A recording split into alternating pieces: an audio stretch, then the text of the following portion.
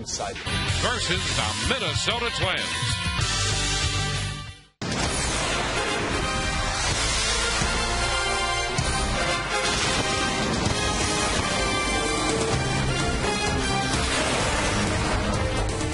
Tonight we welcome you again to Tropicana Field in St. Petersburg. It has been thundering and raining outside. It is comfortably cool, 72 degrees inside. This, the homestand, the longest of the year, game 2 of the series between the Rays and the Minnesota Twins. And for the first time in 44 days, the Rays have a share of first place in the American League East, tied with the Yankees at 66 and 39. Minnesota a game and a half back in the AL Central, trailing the Chicago White Sox. Hi again, everyone, and welcome to an evening of Rays baseball with Kevin Kennedy and Todd Callis. I'm Dwayne Statz. We thank you for looking in tonight. The Rays victorious last night, 4-2. They've gone 7-1 on this homestand, Kevin. They've had timely hitting, quality at-bats, and great pitching. Yeah, when we looked at the strength of schedule in the second half, meaning how tough it was going to be, especially this homestand, well, all they are in this homestand so far is 7-1. They've scored over 4 runs a game, home runs 7. Matt Joyce and some big ones, no question about that. But the starters' ERA has been absolutely phenomenal at 2.5 right there. And the bullpen has given up 1 earned run, an unfortunate home run to Robbie Cano, but overall 15 2/3 innings. They've been absolutely outstanding. The pitching's been brilliant, and we got 3 more games to go to try to finish off a very strong homestand right here in August. And on the mound tonight for the Rays, the tall Texan Jeff Neiman. He has been very good. 21 starts. In 17 of those, he's given up 3 or fewer runs. Yeah, it's one good starter after another, including Jeremy Hellickson last night, so you can almost say 6, but even though he's down in Durham, here comes Jeff Neiman in tonight to try to match exactly what Hellickson did. He's only allowed 3 earned runs in 17 of his 21 starts, 3 runs or less in 17 of his 21 starts. So, the consistency is obviously there.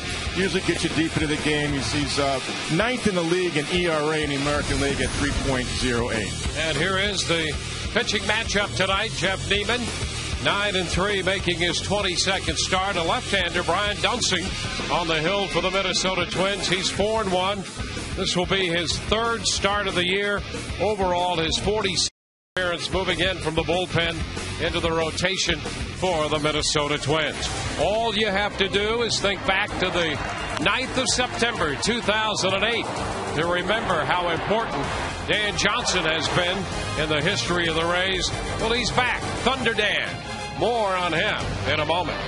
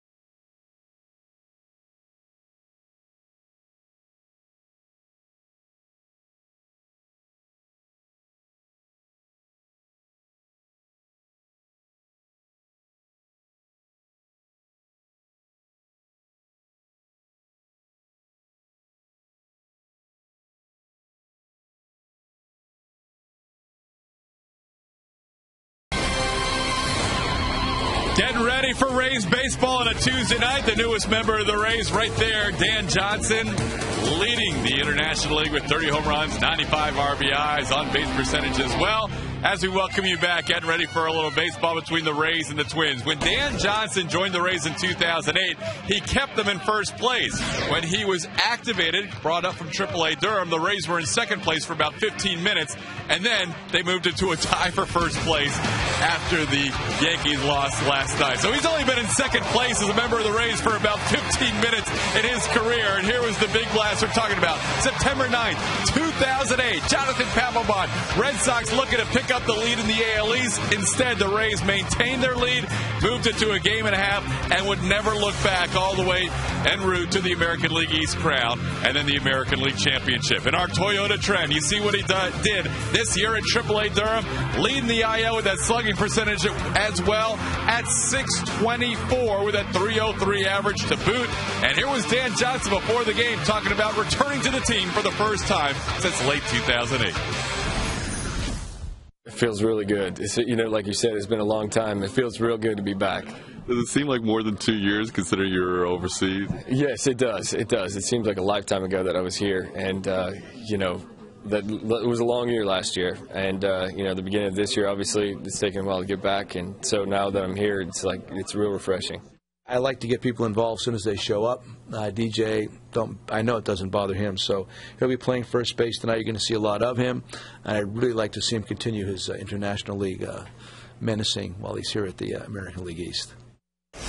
We'll see if there's any International League menacing in 3 minutes. Our Geico quote of the game from Joe Madden and Dan Johnson. We are ready for baseball. It is the Rays. It is the Twins as the Rays are tied for first in the American League East. Enjoy all the action next in high definition.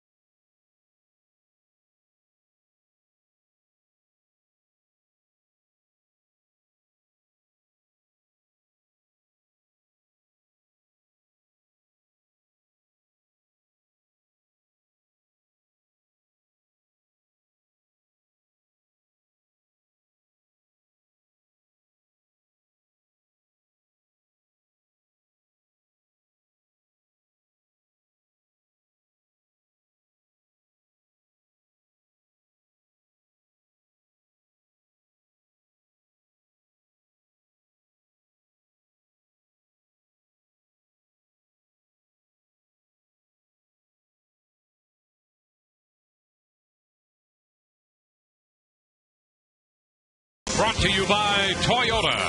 Moving forward. By Amscott, the Money Superstore.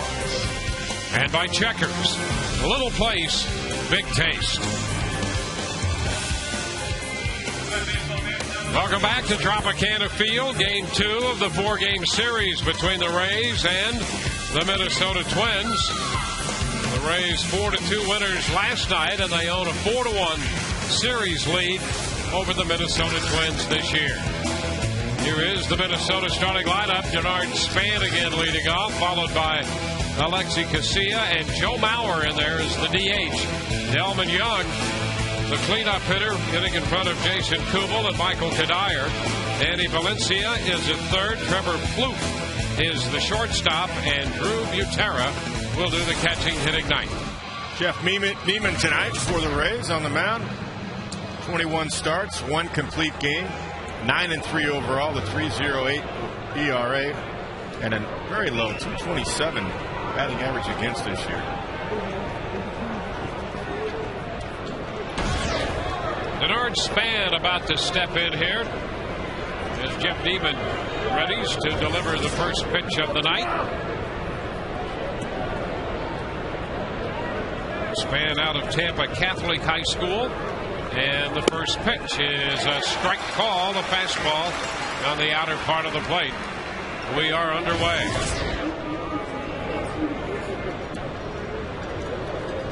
Span had a base hit last night in 4 official at-bats. 1-1 the count.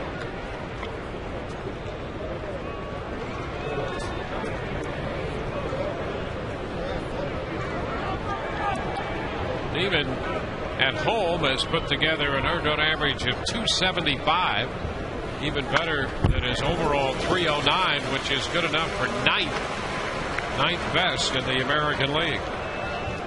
1-2 the count to Span.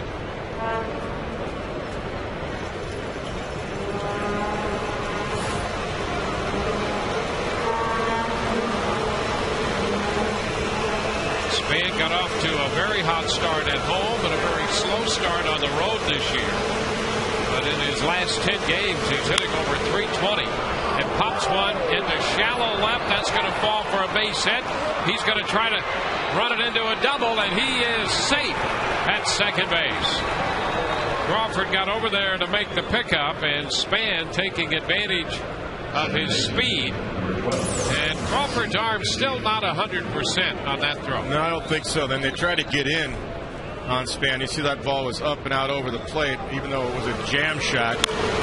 Let's take a look at Span. He gets out of the box quick. He knows if that's in there. He's got 2. Cuts the bag at first well and gets in there easily at second base. That's his 15th double with great speed. And here's Casilla, the second baseman.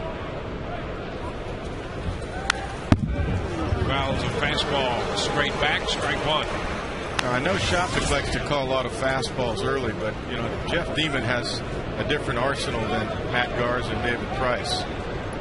His fastballs at 92, 93. So you get that some of those put-away counts, you're going to have to go to some of that breaking stuff early. And he generally has great command of all of his pitches. So he's got a loaded cupboard of pitches. He does. He's got a split. Got the great overhand curveball. And with his size at 6'9", hitters will tell you how tough that is. So fastball command, of course, is important, but don't forget about the secondary pitches, especially now with a runner at second, nobody out.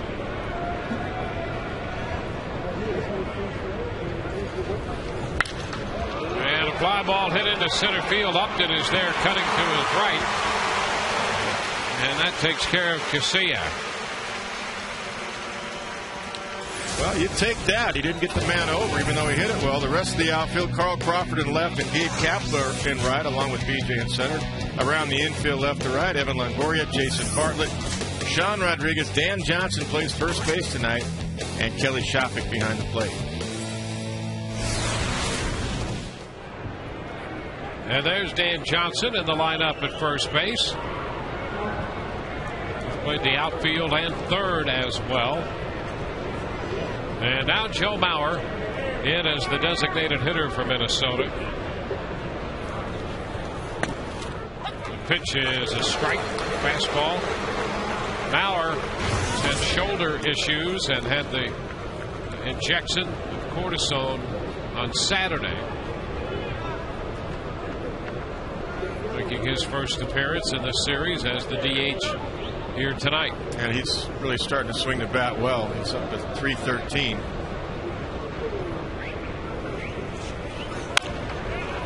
Fouls it away. 0-2. I think usually, Dwayne, you say he's down to 313, don't you? That's right. Yeah. Exactly right. He's still 8th in the league, though. Yeah, he is. But you're right. He is a quintessential catcher and a great hitter to boot. He's usually anywhere from 350 to 370, but he's coming back up again.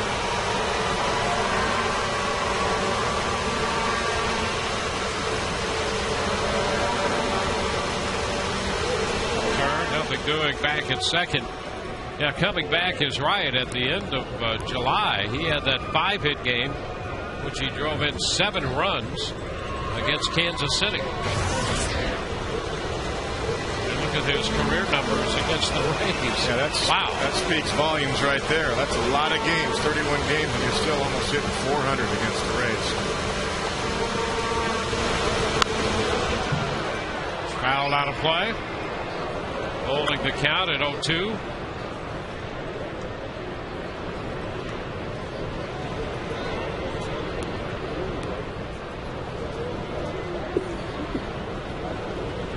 The starting catcher this year for the American League in the All-Star game, his 4th All-Star selection.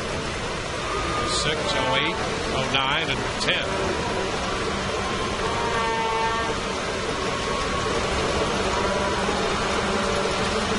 The ground ball headed toward the middle. That's going to go through, out of the reach of Rodriguez diving. Span will score. And the Twins take a 1-0 lead as Bauer bounced one right back over the head of Jeff Neiman and threw into center. Yeah, fastball did not get in enough again, much like the one on Denard Span. All fastballs so far to start the game except for one splitter. Fastball in. See, it doesn't get in, and he just gets inside it. And if you can get it over Jeff Neiman's head in a one-hopper, you're really doing something. Sean Rodriguez does everything he can to knock that down or try to keep it from getting into center field. I think even if he had made that play with Span speed, he would have scored anyway. But it's a great effort nonetheless.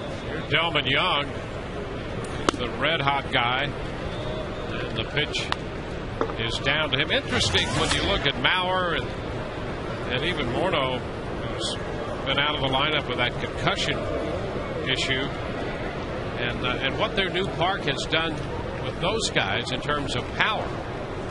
At home, it has diminished the power output, but for Delman Young, it's made him a better hitter because he started to pull the ball, realized that he was going to have to get out in front and pull the ball with power, and as a result, he has had a great year. Yeah, he really has. I mean, comes in at 334. Here's the home. Pretty close, actually. 33-43 at home, 326 on the road. And a high fly ball back the other way into right, and Kapler is there to make the catch. Mauer returns to first base. What it actually did for Young is turn him, and it really didn't make any difference whether he's going to be on the road or at home. It turned him into more of a pull hitter instead of inside outing everything and going to right. He knew in right center field in the new park he wasn't going to hit a lot of home runs, and so he started to pull the ball, and he's been a better hitter everywhere he's been. Yep, that's exactly right. Even the 10 home runs on the road, I mean, a lot of those are to left field. And it's because of the configuration of the new park that he changed that approach. Here's Jason Kubel.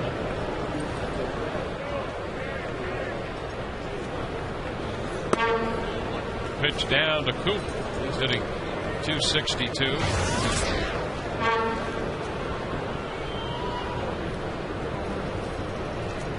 A first inning run in here for the Twins.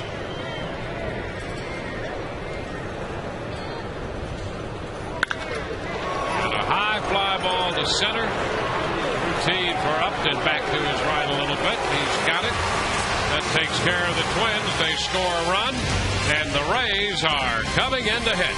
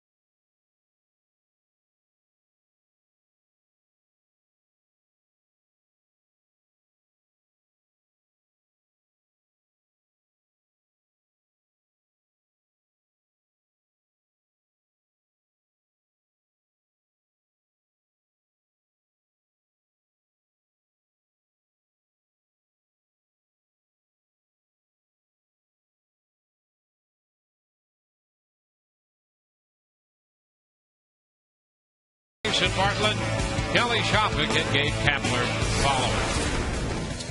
It's a lefty, Brian Dunsing, on the mound. Only a couple of starts, just got into the rotation. He's pitched well, building up his pitch count. He's got a 1.83 earned run average with a 4-1 record. There's B.J. Upton, and he was going to bunt, but got the bat back. 1 ball, no strikes to B.J. Upton hitting .232. He is coming off a 3-hit night and a 3 stolen base night in Game 1 of this series last night.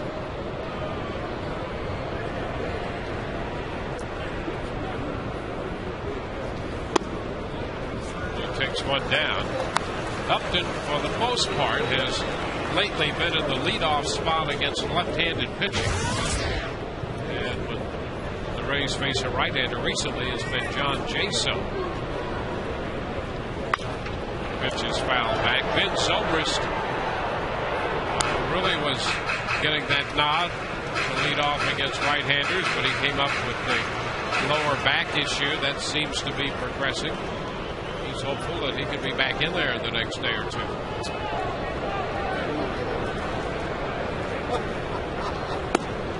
And Upton takes strike 2. That's a good pitch to jump on right there. Not sure what you're looking for in that count.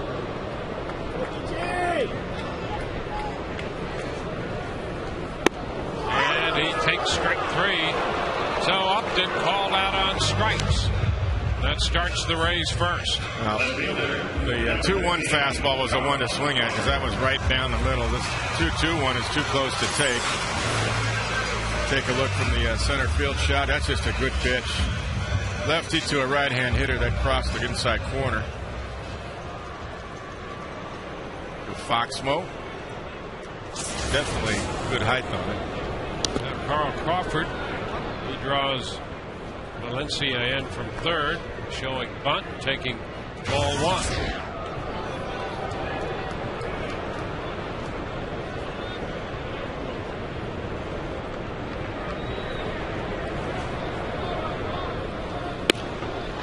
And a fastball strike.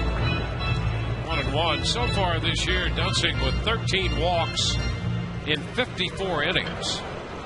He's showing signs of being a guy with pretty good control and strikeout to walk ratio. They're encouraged by that, and the Twins really emphasize that. Rick Anderson, their pitching coach, is one of those guys who repeatedly says, you throw it over and let our guys catch it. Well, and they do that too. They're #1 defensively in baseball in fielding percentage, the Twins. Rick on the right side. Ron Gardenhire, the skipper, right there, the jacket on. 3-1 to count to Crawford, and with Dunsing showing signs of moving in that direction, he's in the rotation now. And Crawford draws the walk. Well, we talked him into walking Crawford. Give them some praise and they're liable to mess it up for us. That's right. Let's take a look defensively at Minnesota. Delman Young in left, Bernard Span in center, and Jason Kubel in right. Around the infield, Danny Valencia, Trevor Plouffe, Alexi Casilla, and Michael Kadire. And Drew Butera behind the plate once again for Brian Dunsing. It's Evan Longoria hitting .292 to start the evening. Pitch is a strike at the knees, and Evan checks in with Jerry Crawford there on the location of that pitch. Jerry Crawford, the crew chief, veteran umpire, working the plate.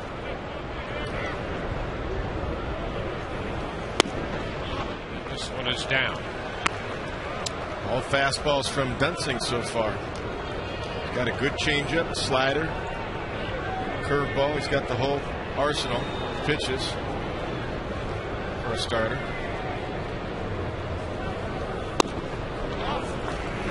Good look by Longoria for ball 2, 2-1. Well, he's got him in that changeup count now, 2-1.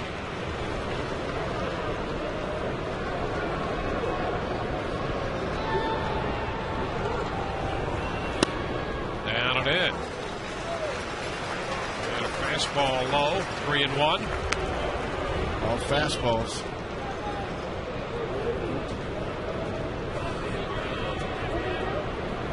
Rays and the Yankees starting tonight, tied for first in the East at 66 and 39. Rays winning 9 of their last 10.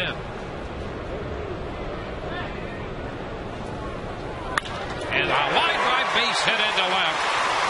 Another fastball. Crawford stops at second on Longoria's hit. A little surprising to me. All fastballs from Dunsing because he's got a very good changeup. Fastball down, had a little tailing action. Nice use of the back leg right there to get through the ball. That's how you hit a low ball and keep it off the ground. Got to go down and get it. Nice job. Willie Ibar is back in there in the cleanup spot as the DH. Down and in, and the ball popped out of Gutierrez's mitt, but dropped right at his feet. He wasn't sure for a moment where it was. That's the first curveball we've seen from Dunsing.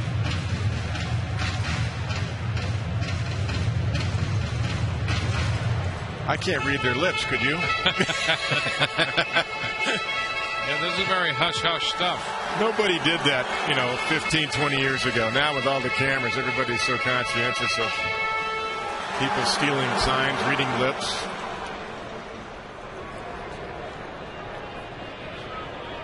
We're all copycats in baseball. One guy does it, and everybody does it. As if there's secret spies out there all over the ballpark.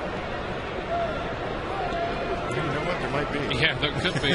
Hey, that's been known to happen occasionally. Yeah, that's true. There's a liner into right field. That ball will be caught by Kubel. Back into second goes Crawford. A sinking line drive that stayed up just long enough for Kubel to catch it. That's a pretty good read by Carl Crawford, too, because that looked like base hit for sure. A nice job of base running by Carl. Sinking line drive. Nice catch. Nice catch by Kubel to stay with it. Track it right into the glove. Here's Carl. He reads it. Got to freeze. And he can get back. That's a nice job. It's called freeze on a line drive. So 2 outs. Sean Rodriguez. Cut a miss. Strike one. He was looking for a fastball and got the off speed. The changeup. He sure did. Can't blame Sean for thinking, gosh, I'm going to get a fastball too, aren't I? Everybody else was. What's wrong with me not getting one? Inside. Got a little break to it. 1-1.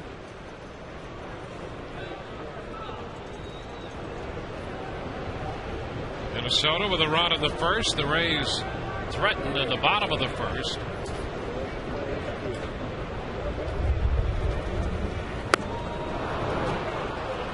Ball, 2 strikes again. That changeup he has some action. It's a little harder than some changeups. Yeah, it's 85 miles an hour. Let's take a look. And look at the depth and the sinking action. That one was 86. The other one was 85. So it's about 6 to 7 miles an hour slower than the fastball. Normally, you like a differential of about 10 to 11 miles an hour.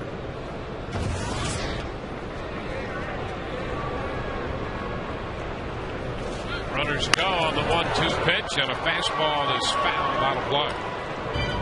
And the reason the runners can go there is because the Twins are giving Carl Crawford third base. They're playing back with 2 strikes to save a run on contact if the pitch is a strike.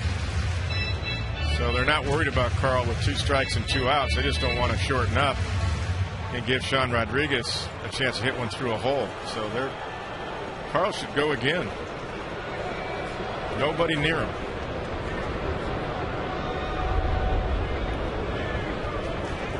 The 1-2 swung on and a shot back into center. Well hit. Span back. Gone. Home run to center field by Sean Rodriguez. It comes on a 1-2 pitch. Rodriguez drives it out of here to center.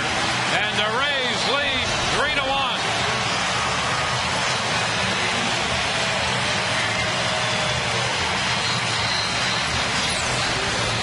Well, let's see what Sean Rodriguez got to hit. He got a cookie right there, right down the middle, and he didn't miss it. And that just sounded good all the way upstairs. And if you're at home watching on TV, that just sounded like the sweet spot, didn't it? It certainly did. And Rodriguez hits his 7th home run of the year. There's Dan Johnson. The breaking pitch is away. How about that shot by Rodriguez? That's why I love the wooden bat leagues for youngsters that they get to transfer from aluminum to wood. That's the great sound of wood, the sweet spot right there. 1-1 the count to Dan Johnson now. I'll tell you, Span immediately turned around and started to sprint to the wall and then realized it was gone. Johnson pulls off another breaking pitch, and the count is 1-2 to him. Well, you know what? Sean's had some good at bats in the last few days and hadn't had any luck. He had a couple line outs against the Yankees, and nobody's going to defend that one. Pitch is away. And you're right. When Span turned and had his back to us, you knew he knew it was something he couldn't get to. It was probably gone.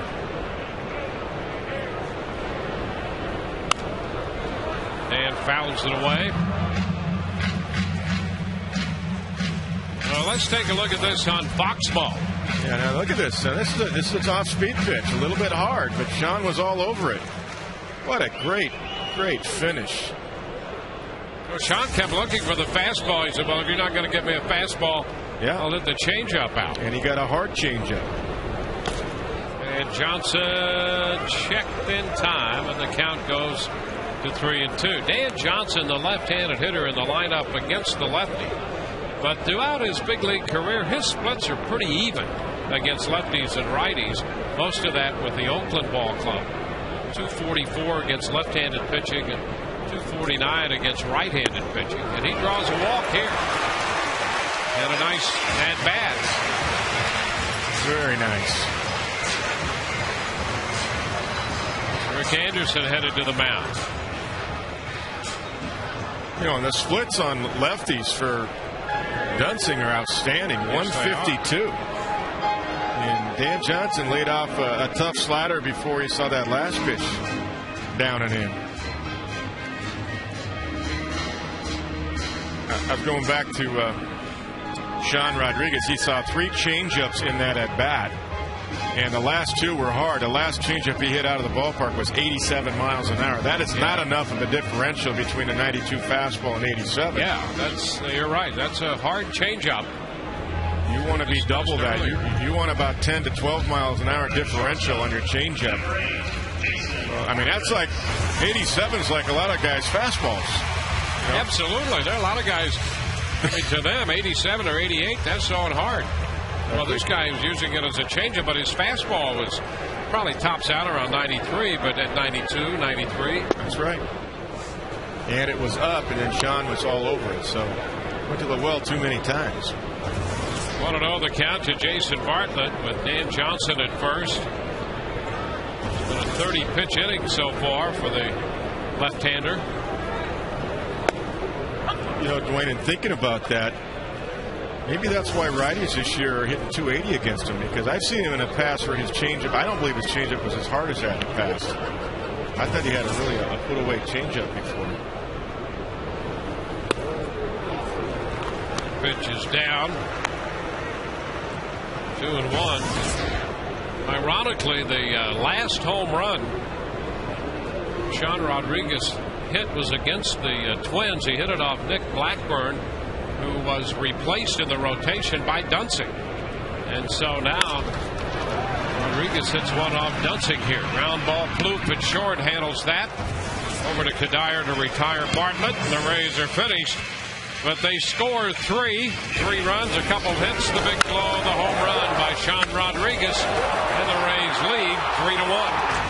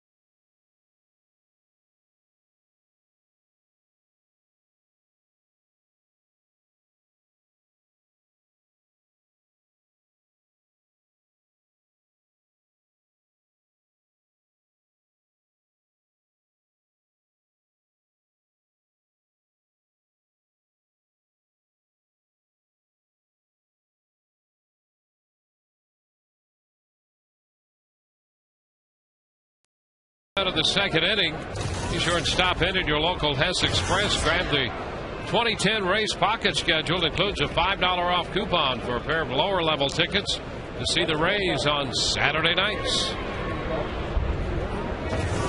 Michael Kadire. And the first pitch is a strike. Kadire hitting .273.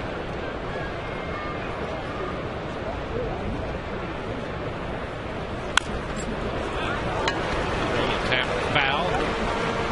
1-2.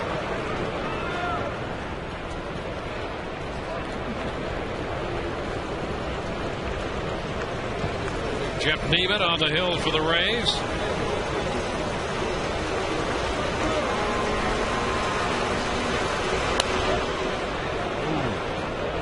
Ball, 2 strikes. Might have been a strike if Kelly could have hung on to it. Pretty good pitch.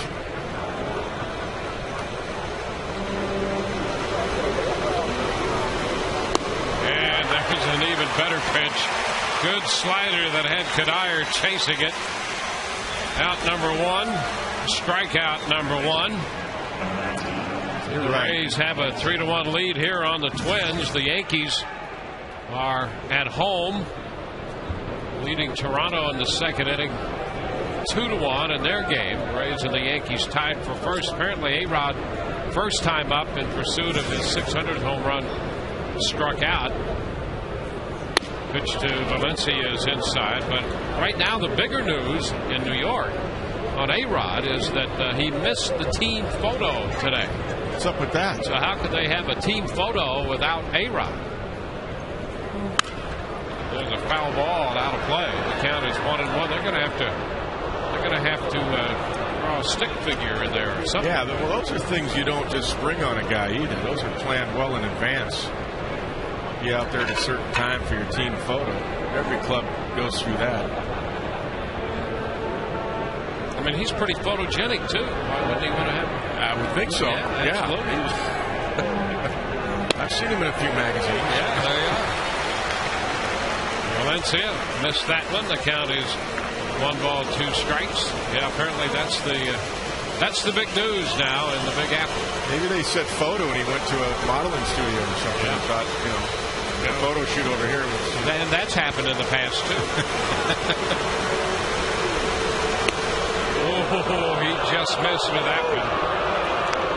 2 balls, 2 strikes. Fastball just a little off the plate. That's a pretty good pitch right there. That's too close to take. Wow.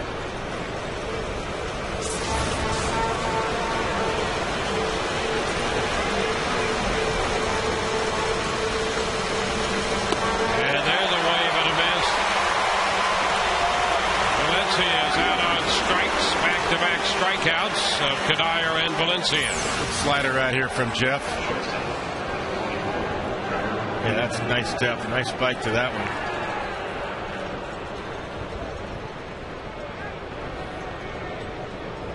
Well, that Foxmo is outstanding. I love that. You see how far out front the hitter is on that. Trevor Plouffe takes a strike. Plouffe is hitting 130 on the year. Just recently called up. Was hitting over 300 at AAA. 1-1. Right now, he is one of the conundrums in baseball, in that his on-base percentage is lower than his batting average. There's a strike. You don't often see that. But here he is, hitting 130. And I think his on-base percentage is just a couple of ticks under that. Chopper down to third. Longoria takes care of that. 1, 2, 3. Go the Twins. The Rays lead 3-1.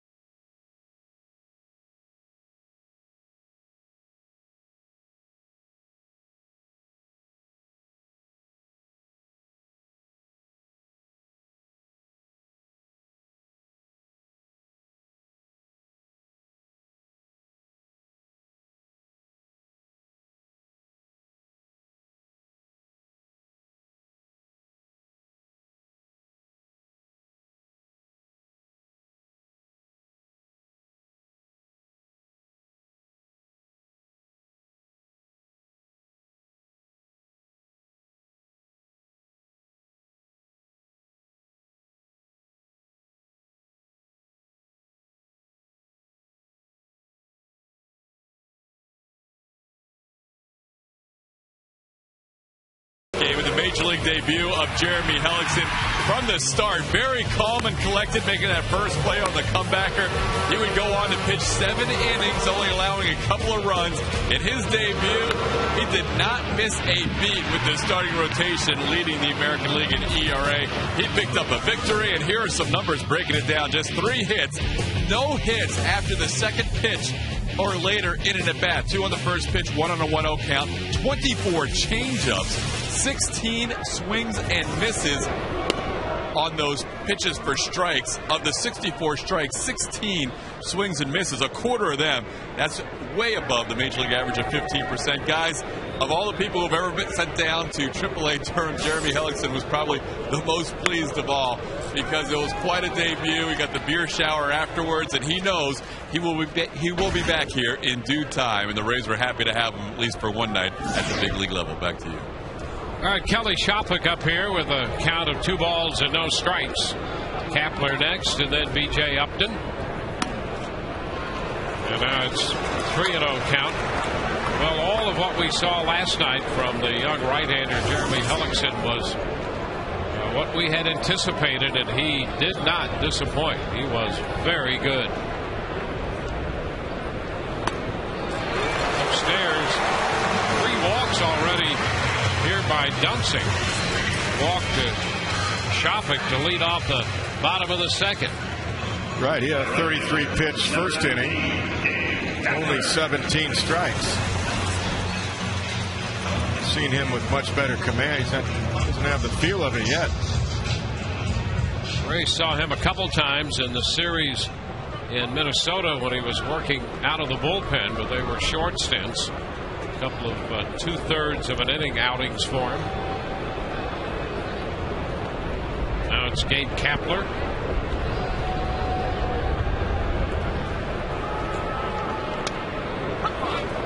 And a curveball right there, more of a changeup than his change. Yeah, that's a strike. Slow curveball backdoor.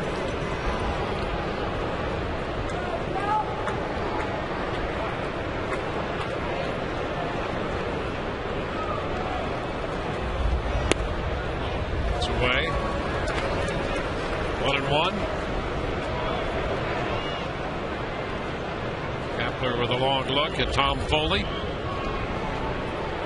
Shopik has drawn the walk to open the inning.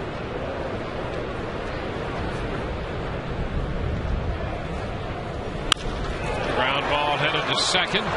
Garcia, Plouffe, and a high throw to first. Kapler is safe. They get Shopik, and Kapler reaches on what technically turns into a fielder's choice. You're right, no error on that, although it should have been a double play because they did get the lead out. Can't anticipate a double play, but that's a very easy double play. You see Shopik's not barely even in the picture. Kapler did the right thing too. He didn't turn in. He went right through the bag, and I believe George Hendrick helped him with that as well.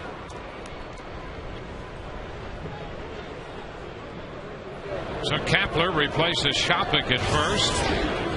1 on, 1 out. The hitter is B.J. Upton.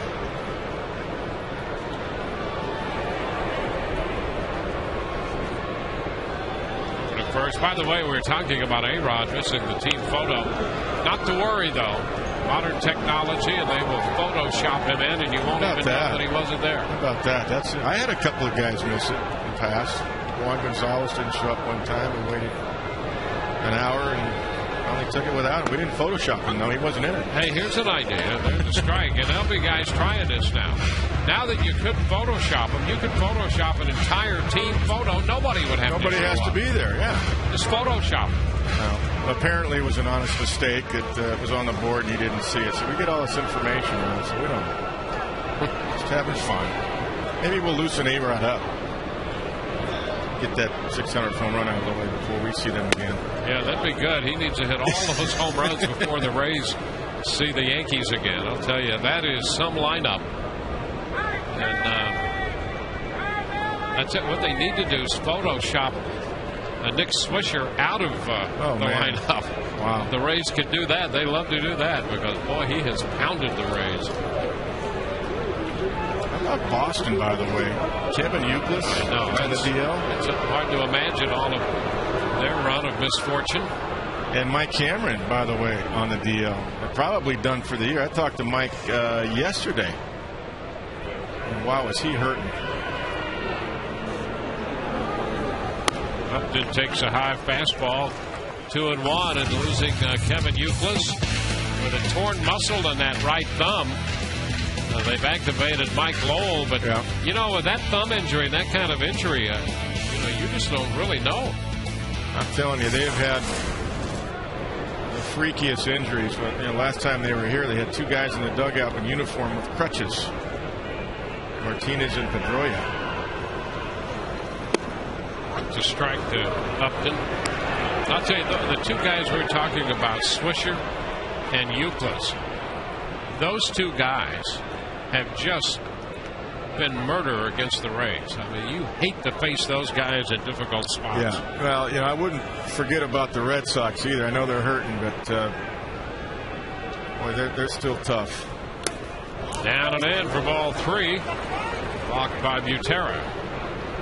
Full count. Well, the Rays are going through it now with Ben on the bench and Carlos Pena hurt. You know, that's two key guys out of the lineup too. Not just two key bats, two key defenders. Yeah, Carlos said he hoped they'll be able to play when the Rays begin their road trip in Toronto. So we'll see how that works out. I hope so. He had the bad foot, the sore right foot, and Zobrist with the lower back problem. That's why BJ right here, he becomes so key. He's had a couple of good games. 3 hits last night. 3-2 the count. And he's out on strikes. 2 gone in the inning. Brings Crawford up there, and a reminder in tonight's game and all season long for that matter, Tires Plus donates $100 to the Pediatric Cancer Foundation for each and every Tampa Bay Rays home run televised on Sun Sports and Fox Sports Florida.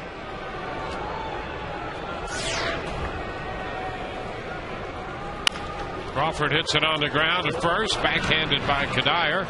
He'll make the play unassisted, and the Rays leave a base runner. We're through 2, and the Rays lead 3-1.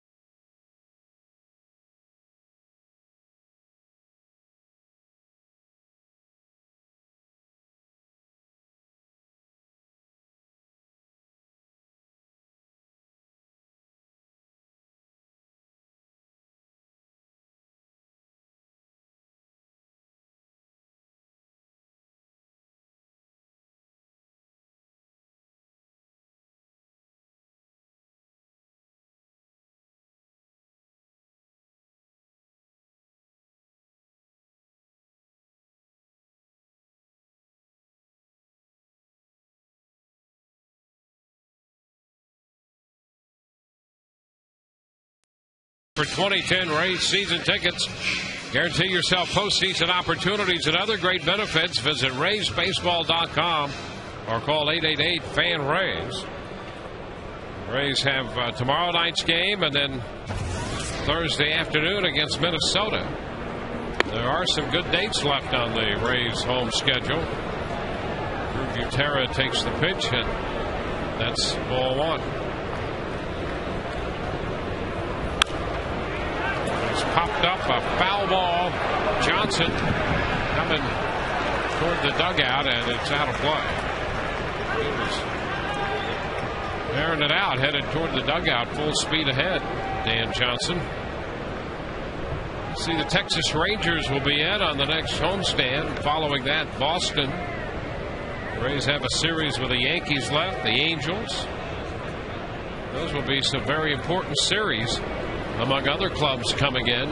All of the series are going to be important, but especially those head-to-head with some of the contending teams in the American League. 2-1 now to count to Butera. Yeah, I think that division in the West is going to be tough for the Angels to catch them, or Oakland for that matter. Catch Texas. They're loaded right now. Ball 3 to the number 9 hitter. 3-1. Gotta make Butera swing the bat here. And there's ball 4. So Butera draws the walk. He reached last night when he was hit on the elbow by a pitch. Walks his first time up tonight. Hate to see the leadoff man get aboard in any inning, especially down in the order. Now he has to deal with the top side with a man on and nobody out. And it's Denard Span.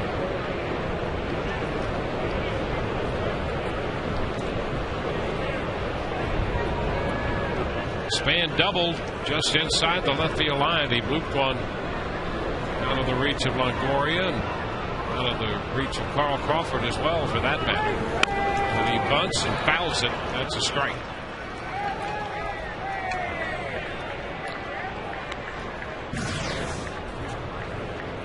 Butera back to first. Ron Gardenhire, the manager of the Minnesota Twins. This is his 9th year as the manager of the Twins. That hardly seems possible. I'm telling you, I was looking at that today, thinking about Ronnie. I remember he was coaching for Tom Kelly. Managers don't get that kind of longevity in one spot too often, unless you're doing something special. There's a strike. 0-2. Gardenhire played the college baseball at the University of Texas. Went to the College World Series one of those years. That coach to the right on your screen, that's Joe Vavra, the hitting coach. Yeah, we have a couple ambidextrous coaches here. He's one of them, and Tom Foley of the Rays can throw right-handed or left-handed. Joe was a minor leaguer in the Dodgers system and actually became a nice coach over there. I know Joe well. With me actually for a while in Albuquerque, and he's been 4 or 5 years in the big leagues now, hitting coach. He's outside 1-2, and you made him throw batting practice in that heat in Albuquerque, didn't you? I did, and he's a right-handed thrower and a left-handed batter, but whenever we faced a lefty, I would make him throw left-handed batting practice, and he could do it equally as well. And he had a nasty curveball. Nice left-handed breaking ball.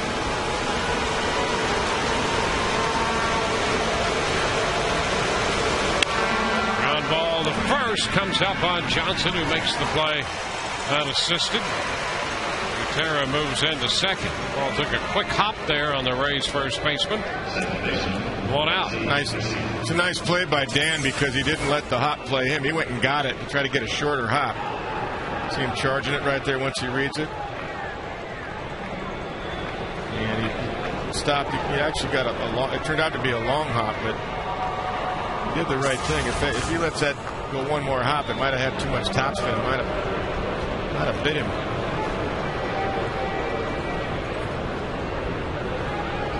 Here's Casilla. Alexi Casilla. A line drive to center his first time, caught by Upton. And lays off the pitch up. 1 ball, no strikes.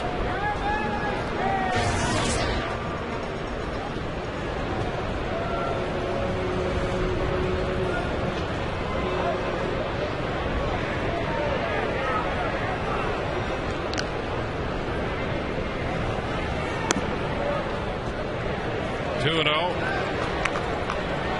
This is the guy you want. You want to be able to have a chance to pitch around Mauer a little bit, even though Delman Young's hitting so well. Want to get this guy at least have a base open when Joe Mauer comes up.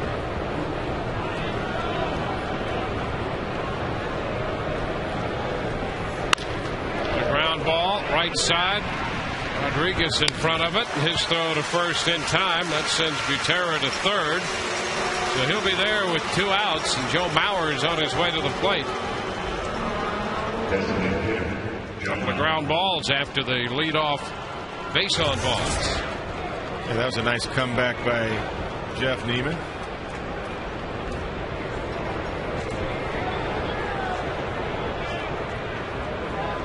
Well, Mauer chopped a base hit over Jeff's head and threw into center field in the first inning, and that drove in the first run of the game.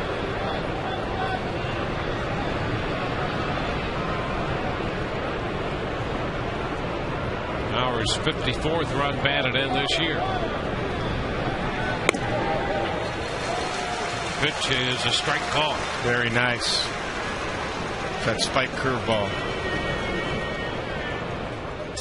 The first pitch to get ahead right here.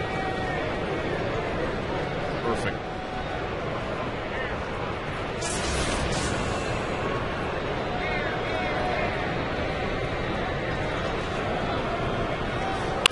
And a ground ball. That's going to go through the right side. The run will score as Mauer just bounced the breaking ball through the right side, and that's going to make it a 3-2 ball game. He has both runs batted in. And that was actually a better curveball than the other one. It was down, but boy, those good hitters, they can find a hole. Take a look at the same thing, a spike curve again. And he stayed on it. Found a hole in the right side. The walk comes back to bite Jeff Neiman there, walking the number 9 hitter. Yeah, when you walk the leadoff guy, you're asking for trouble. Now here's Delman Young, and he's been trouble for a lot of pitchers so far this year. It's a strike around the knees. What a difference Mauer makes in their lineup, and they don't even have Morneau right now. They're not sure when they're going to get Justin Morneau.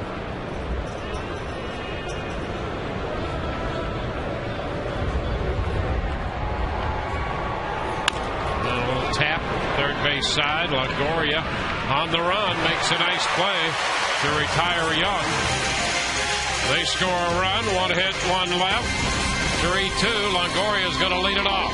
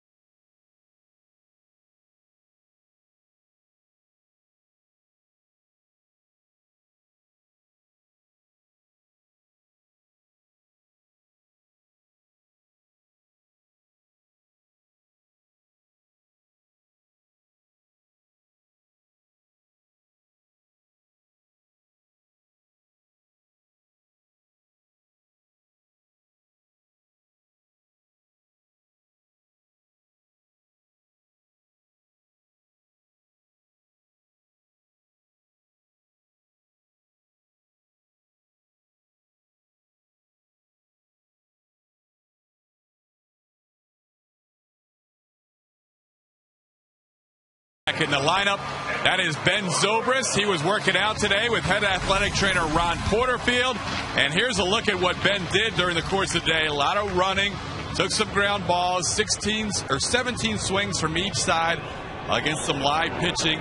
and he said he felt good. Carlos Pena, on the other hand, they're still waiting to see, and tomorrow's going to be a good test day for Carlos Pena as Evan Longoria leads off here in the bottom half of the third inning.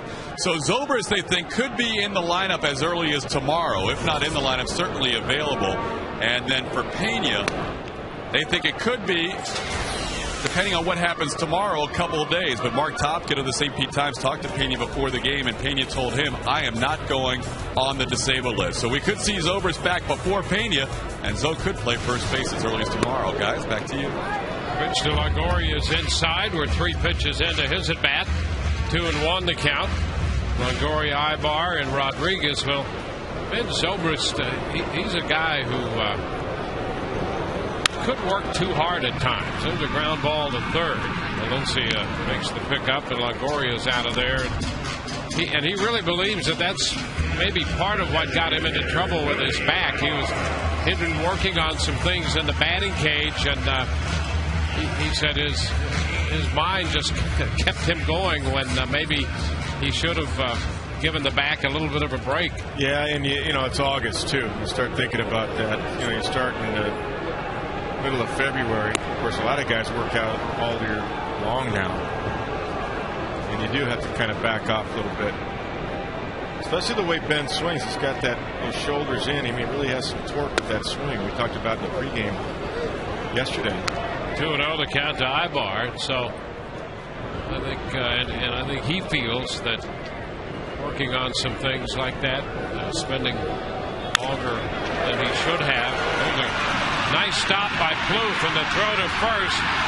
Kadire cannot scoop it. That's going to be a base hit for Ibar. A very nice play by Plouffe, and I think if he knew the runner, he had more time, he could have got up.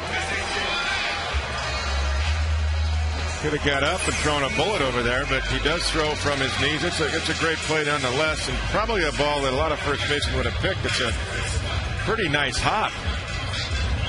Pretty nice hop. Well, Kadire just couldn't pick it.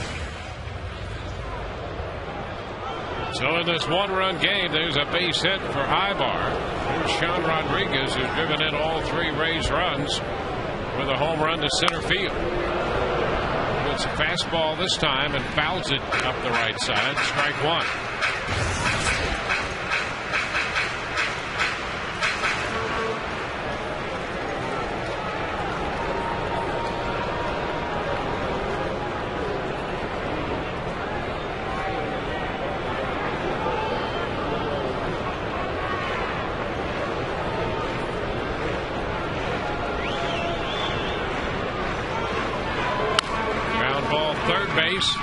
Valencia down to second, and the turn is in time. 5-4-3. Valencia Casilla to Kadire. The Rays are finished in the third, leading 3-2.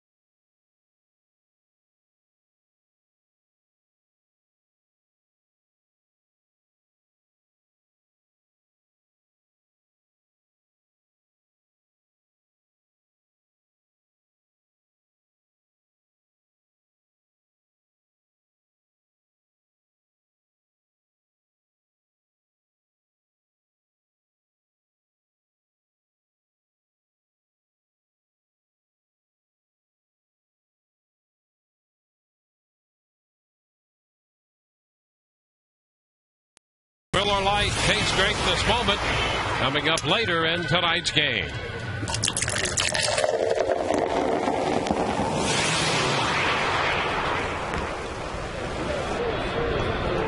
Jason Kubel steps in. Fourth inning about to begin.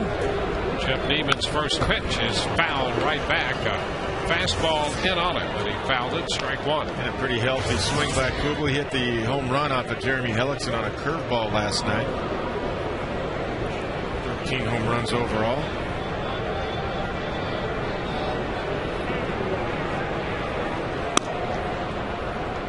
One and one.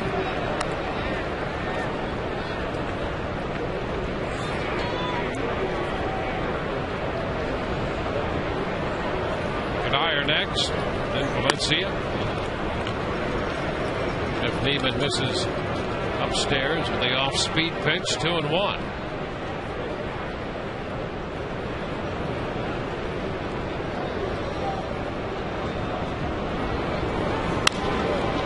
High fly ball, left center field, long run for Crawford, but he's there, and he makes the catch.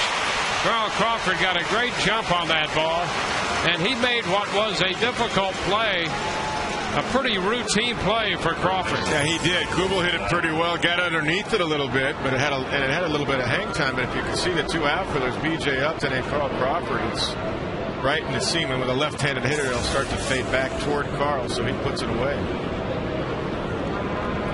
One out. Michael Kadire. And a breaking ball to start him. Nice. Ball in for a strike.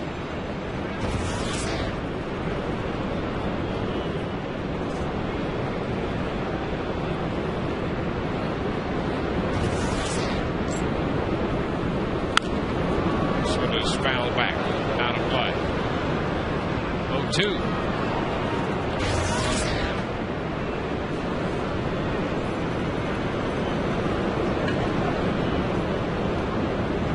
Out of Virginia, out of the Norfolk area.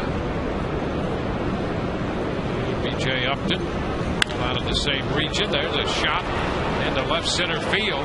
Crawford cuts it off. Kadire's going to go for two, and the throw is not in time. Kadire hustling all the way. Has himself two-base hit, number 25. Man at second, one out, and it's time for our AT&T trivia question. Speaking of B.J. Upton, last night Upton surpassed 30 stolen bases for the year. How many consecutive years has B.J. stolen 30-plus bases?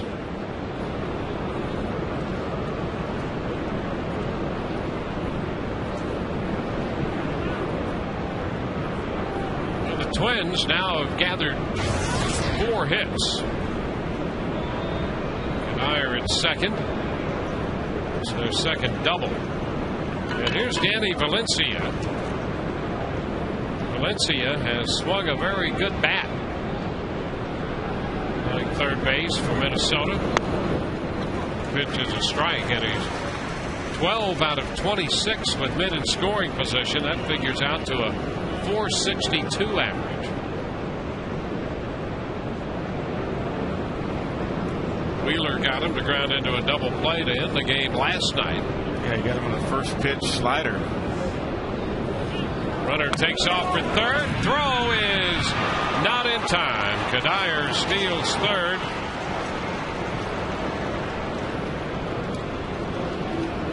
It's his third steal of the year in 5 attempts.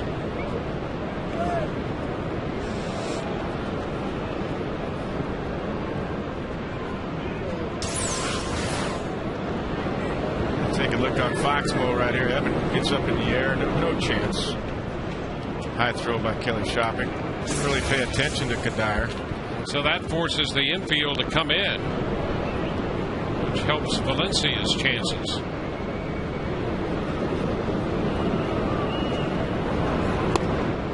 And that's a breaking pitch in for a strike. We had a shot at Joe Vavra earlier next to Ron Gardenhire, and I noticed he had a stopwatch in his left hand, and normally your first base coach does that. I'm sure Jerry White is too.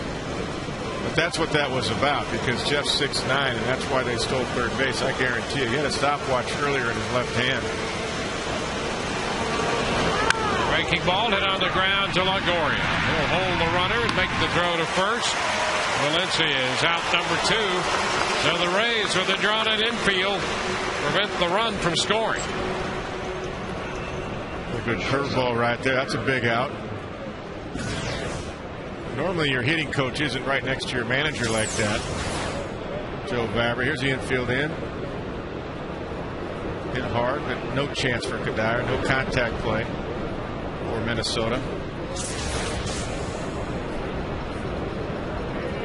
Here's the shortstop, Trevor Plouffe. 1 ball, no strikes. It's also about Minnesota. It's something they don't do much of. They've only got 41 stolen bases, now 42 all season long. 12th in the league. But they are aware and will take advantage of an opportunity if you afford them that opportunity. That's right. That's just getting the edge, and that's why Joe had that stopwatch earlier. I mean, I noticed that. And normally your hitting coach, I mean, he's not timing the hitters. Getting down the line, I don't think. That's Jerry White's job to do some of that. And a high fly ball, left center field. Upton is there waiting to retire the side. They leave a man at third. Rays lead 3-2.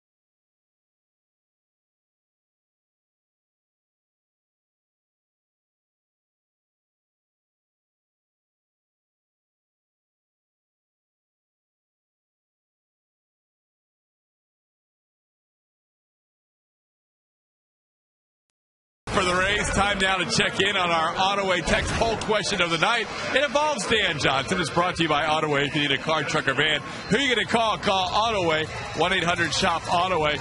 Simply asking, is this the bat the Rays were looking for the trade deadline? TB1 for yes, Dan Johnson feels that need for the Rays. TB2 for no, they still have to go out and find another bat in the month of August. Dan Johnson leading off. Rays leading by 1. Back to Dwayne. Yeah, Johnson walked his first time and takes a fastball inside off the plate. The count is 1-0. Well, Johnson spent that short time with the Rays in 2008 and then wound up going to Japan for the 2009 season, and he was saying before the game today, had a chance to spend some time with him in the clubhouse, and he really thinks the time he spent in Japan has made him a much better hitter. He's a lot more patient than he was, and he says he understands that if you get a good pitch to hit, a high fly ball to center field, Span is back for it and makes the catch. He says if you get a good pitch to hit, whether it's a fastball or a breaking ball, whatever it is, he said you'd better be on it. He said playing in Japan, He said, boy, if you didn't hit that one pitch that you got and that advantage, you might not see another one for a week. So you better make the most of your opportunity. That's a great point, because there's a lot of guys there that throw like Daisuke Matsusaka. Yep. That's how they pitch over there. I spent some time over there working myself years ago, and they pitch around the plate. Jason Bartlett takes a breaking ball that drops over for a strike. Bartlett grounded to the shortstop in the first. In other words, what you're seeing with a David Price or a Matt Garza when Kelly Shopping catches, you're not going to see 12, 15, 18 fastballs in a row over there. I'm sure Dan probably mentioned that.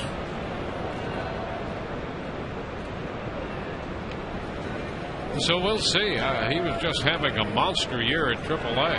He had a good swing. That last swing, he had a nice swing at that deep left center. Bartlett shoots one foul out of play. 1-2. Very quiet at the plate. Good setup. He looked like he tracked the ball pretty well in his first two at bats.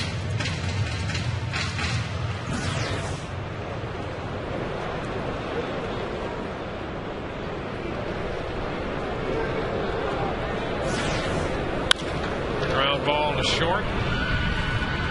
Bartlett is out. 2 up, 2 down here in the inning, and we'll take a look at the AT trivia question answer. Upton surpassed 30 stolen bases last night for the year. How many consecutive seasons has he stolen 30 plus? The answer would be 3. In the leadoff spot tonight with 31 steals, his high 44 in 2008, 42 last year, and he's on a pace for at least that, it would seem, this year, with 31. I think so. Definitely could be over 40 again. And Shopping, did he go? Yes, he did. 1 strike. Kelly's been kind of getting himself out this week. Like that pitch right there. He's just got to track the ball a little bit better, and especially early in the count, get it in his zone, narrow his zone a little bit. 1-1. I'll tell you what, Matt Joyce has been able to do that this week. He took some tough pitches, some tough changeups, especially yesterday against Carl Pavano to work that count, to get that big double to left center. Shopping under it, lifts it into not too deep center. Span makes the catch. 1-2-3 go the Rays. We're headed into the 5th. 3-2 Tampa Bay.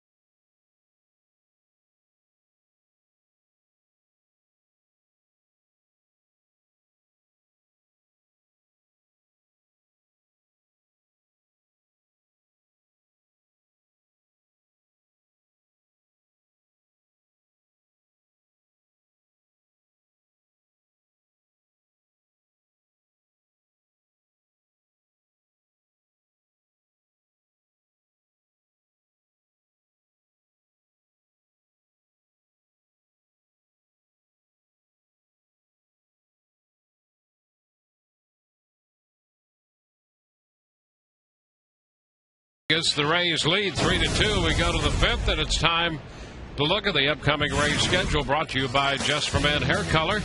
Twins in tomorrow night, and again Thursday afternoon, and then it's on the road for the Rays. As we look forward to the upcoming Rays schedule, you can live forward with Just for Men Hair Color.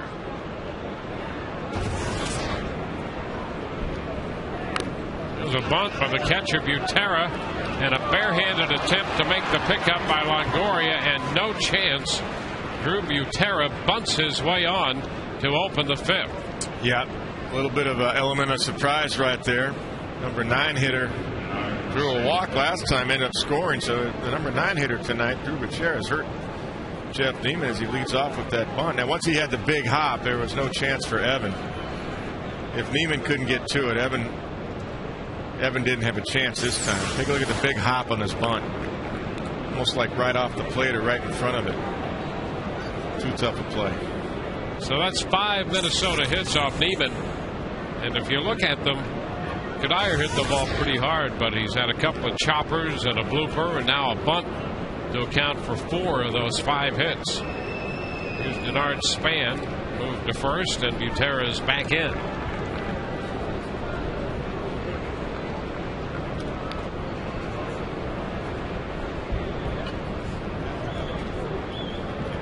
Span looped the double up the left field line his first time and scored.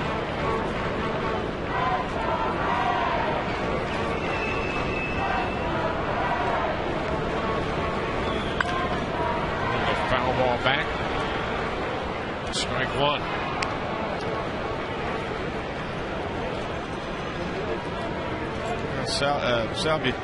Sal Butera's son Drew got a home plate bounce on that bunt. There's Joe Vavra. I'm going to tell it straight right here, Joe. What are you doing with that, Joe? Get rid of that. Yeah, he's timing. That's what he's doing. He's the one that's letting Ron Gardner know what his times are to the plate. Jeff Neiman with the leg kick. Sneaky hitting coach, you. A 1-strike count. And there's a bunt by Span. And no play. Shopping grabbed it but could not right himself to make a throw. So Butera and Span with back-to-back bunts. The Twins have a couple of base runners to open the inning. Well, I also feel that they've decided that Neiman can't get off and with his size be agile enough to get these bunts either. Yeah, he squared around early. He just wanted to make sure he got it down in a good spot. Once he did that, Kelly Shopping couldn't handle it. Kelly gets out there good, but he just spins around, couldn't handle it, couldn't gather himself. So the Twins put up a threat via the bunt. Yeah, we may see another one here too. Now, if that happens, you really have to think about putting Joe Mauer on, but Delman Young is on fire, so that's a tough call. And a turn, but nothing doing back at second base with Butera.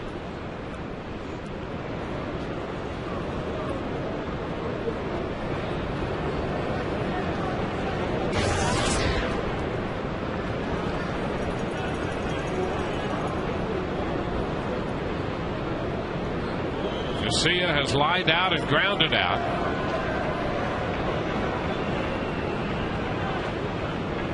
Big hole in the right side. You can see through your screen right there on the infield. And Garcia punts. Neiman with the pickup, and the throw to first is in time to get Garcia. Butera goes to third, and Span up to second base. Rodriguez took the throw from Neiman. I really believe that's the game plan on Neiman, because that took a long time for Jeff to get to.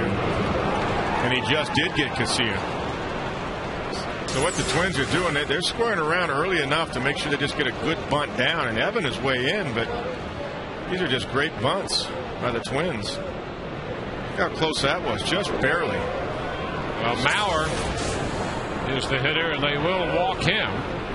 An intentional walk for Mauer with Young due next. Mauer has driven in both the Minnesota runs, and of course Delman Young has been on fire.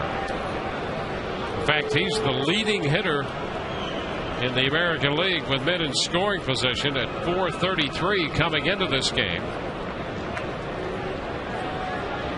But what this does is set up a force play, double play possibility. And it also loads the bases. It also forces Jeff to have to throw strikes, quality strikes here to Delman Young. But you got the MVP of the American League and a guy that's also on fire, and Joe Maury's already 2 for 2. So I think Joe Madden had to do this. Double plays in order right here. Just got to make quality pitches. No cookies. Young has hit a fly ball to right and has gone out third to first.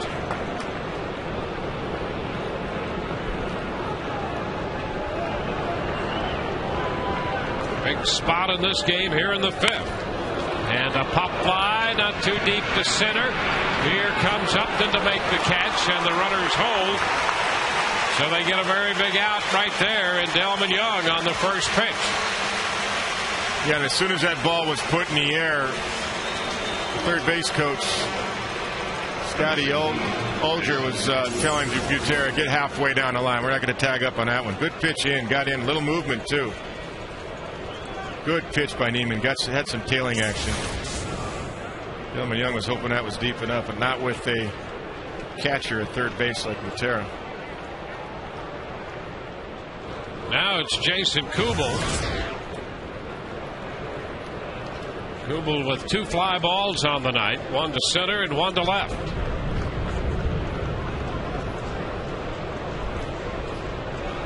The Rays have the shift on for him, and he fouls the first pitch. And fastball is fouled right back and out of play.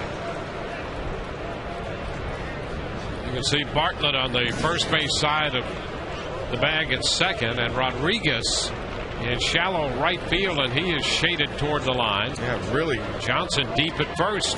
Really got him to pull there, Dwayne. John Rodriguez.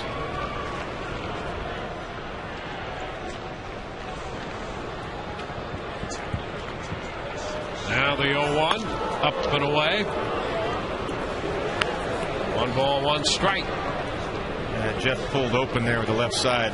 He was trying to get that ball in the inside corner, and he really opened up too soon, and the ball sailed up and away.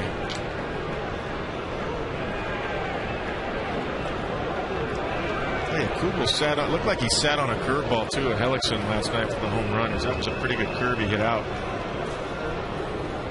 The 1-1 pitch, and he offered there. He tried to check, and that puts Neiman ahead in the count. 1 ball, 2 strikes.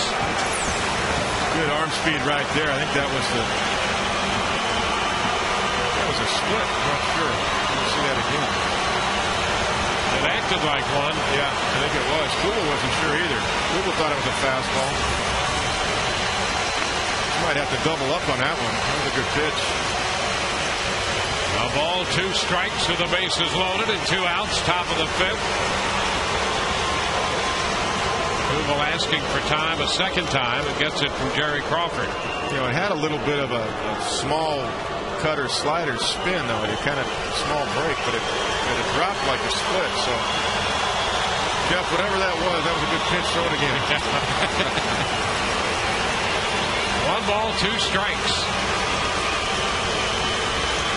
The pitch is made, and a foul back. He went up with a fastball, and Kubel stays alive.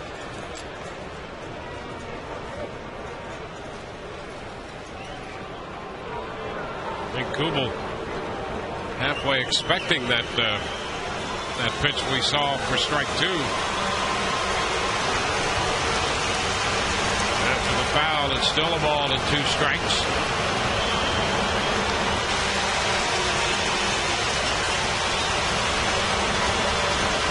Now the delivery, and a ground ball foul outside of first on a curveball.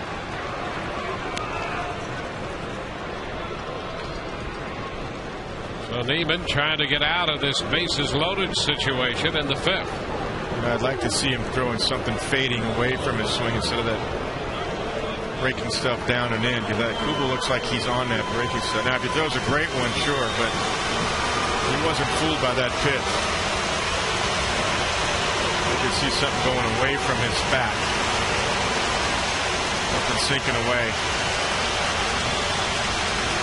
The 1-2 pitch again, and it's up and away. That takes it to 2-2. So we've got a big pitch coming here. Yeah. Trying to pound him in. I think if Jeff could throw something fade away, that split, with a drop on the plate, and get a swing and a miss again.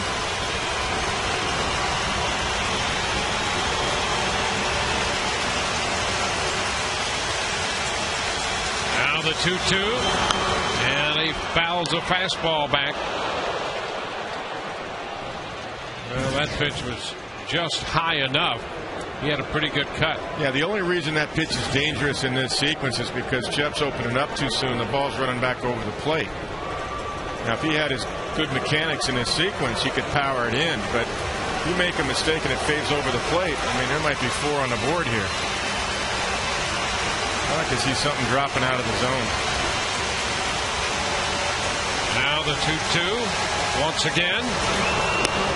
And he just missed with that one. And the count goes to 3-2.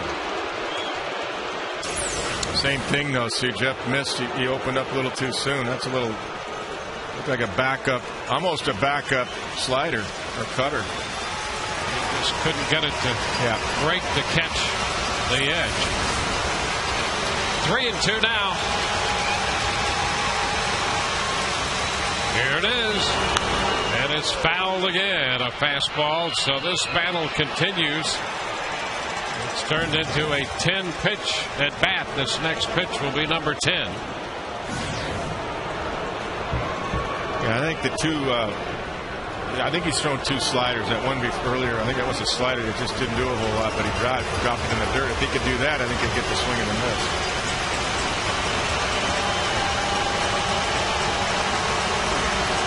And a pop-up on the left side. He changed up on him, and Longoria makes the catch to retire the side. Rays get out of the jam. They lead 3-2, middle of 5.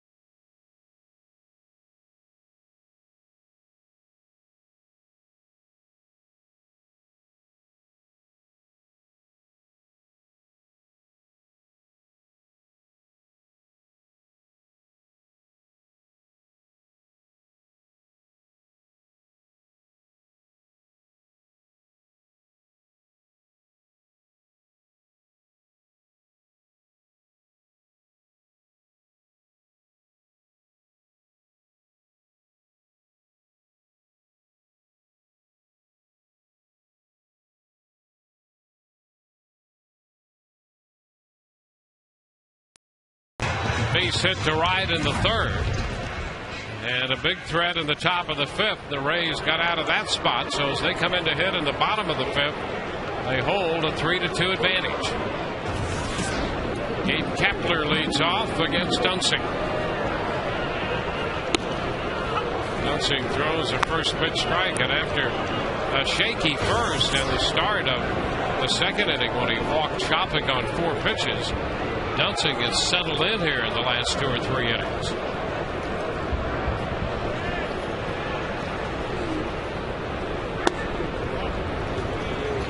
One the count. We were backing up a little bit here talking about that last pitch. That was a split and even through.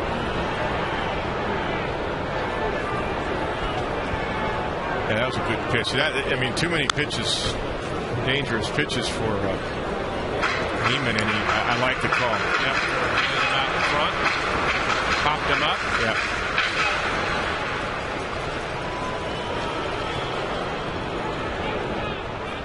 Now the Rays try to add to this slim 1-run lead.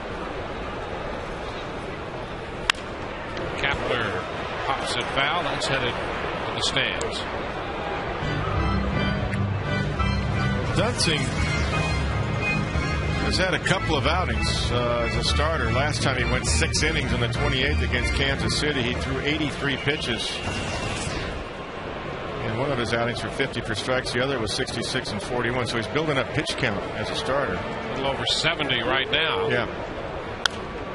Kapler pops it up again. A foul ball, and that's going to be playable and caught by Kadire.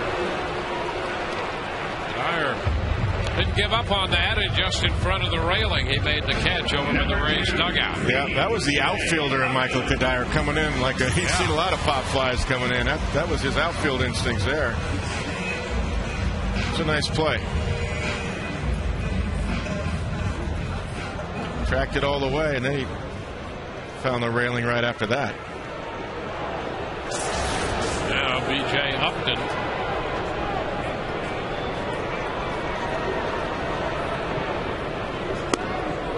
Pitch is outside. You know, touching on that pitch count, usually you build up about 30% each time. So 2-0. he went from 66 pitches in his first start to 83, so he could get to 100 tonight. At 75 right now. Upton shoots it into right field for a base hit. Kubel makes the pickup, and Upton stops. Upton aboard with his first hit. BJ started to turn and held on as Kubel got to the ball quickly.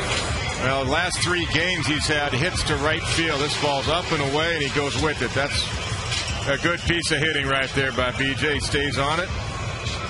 Look at your Foxmo right there. Head down, gets through it. Nice line drive single to right.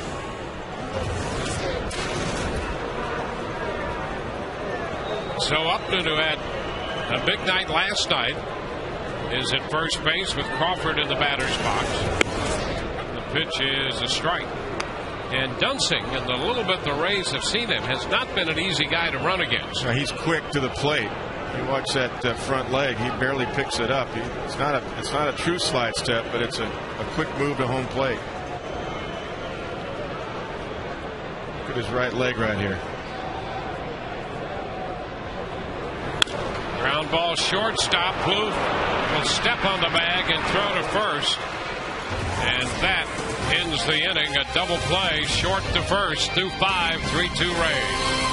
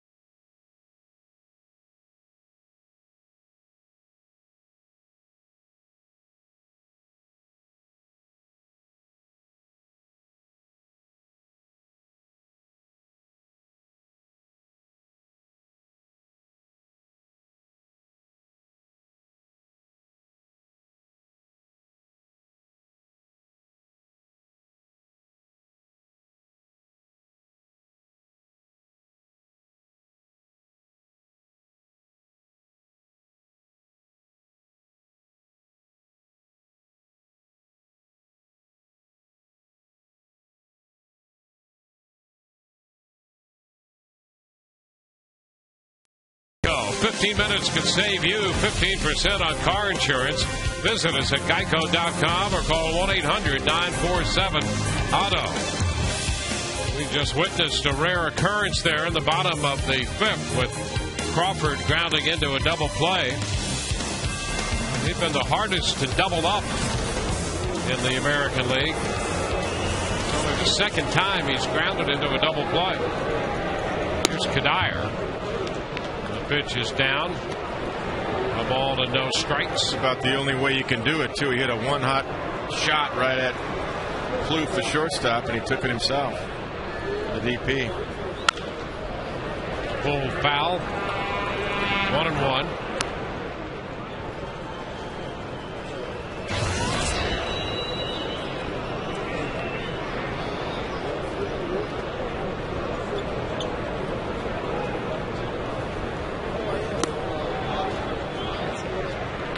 The only guy in the big leagues who'd been harder to double up this year than Crawford in terms of at-bats for double play was Ricky Weeks. How about that? Ricky Weeks, really?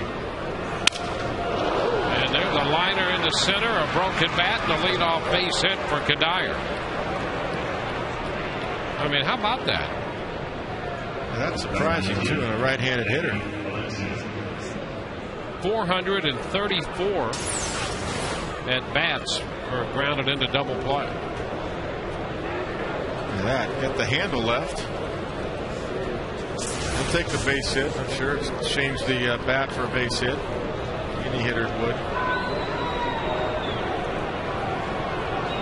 I don't even think that got him in that tight on the handle. I think that was just a bad piece of wood. Valencia.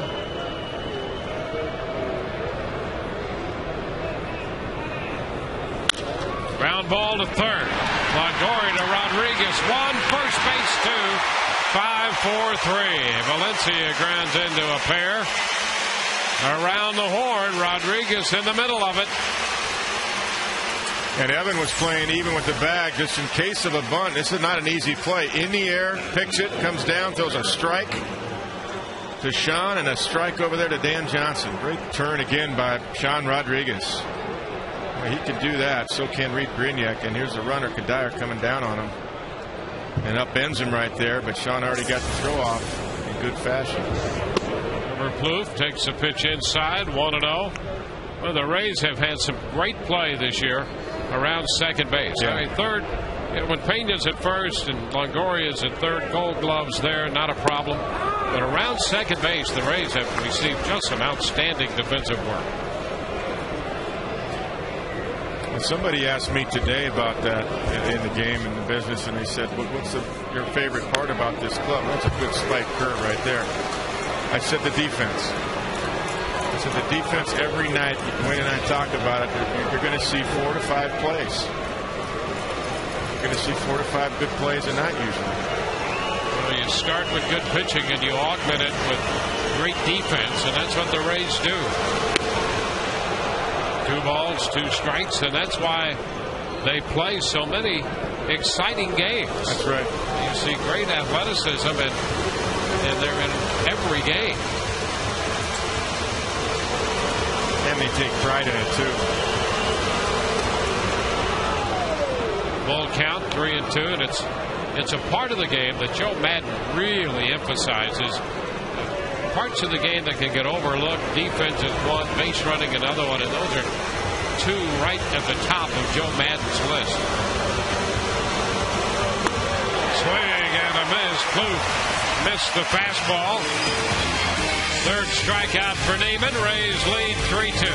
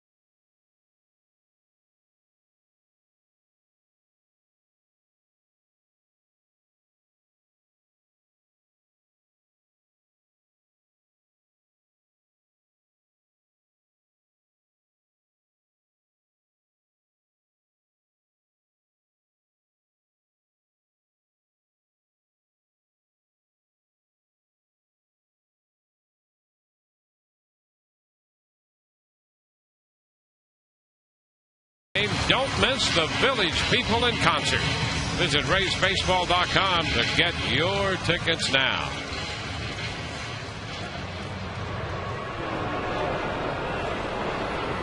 Here's Evan Longoria to open the home half of inning 6. Pitch is a fastball away. Brian Dunsing, 27-year-old left-hander on the hill tonight against the Rays. Picks up the edge. The Rays hitting just .246 off left-handed pitching this year, and still they're 23-11 in games started by lefties. 1 ball, 2 strikes. I think a lot of that is what we just talked about, the pitching and the defense. If they stay close enough against these lefties and they find a way to win these games.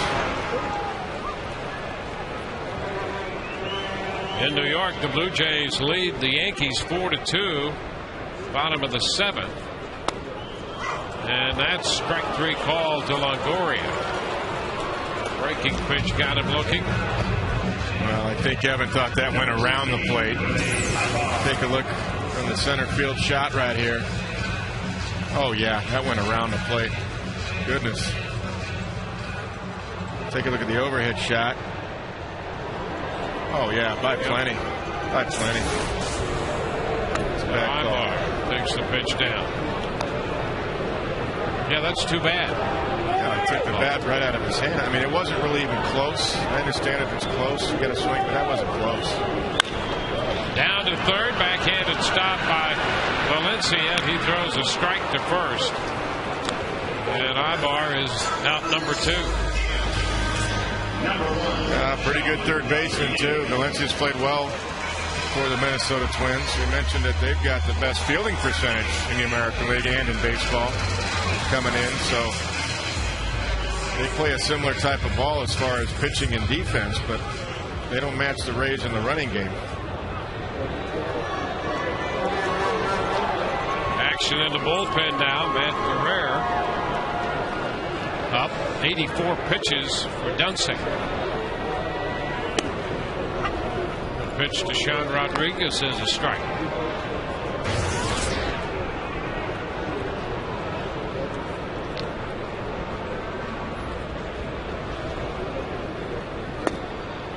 That one is off the plate. That was a similar pitch that the call that Jerry Crawford had on Evan Longoria for strike 3. Hey, for Dunsing, why not go back to it? Stays away and misses. 2 balls and a strike.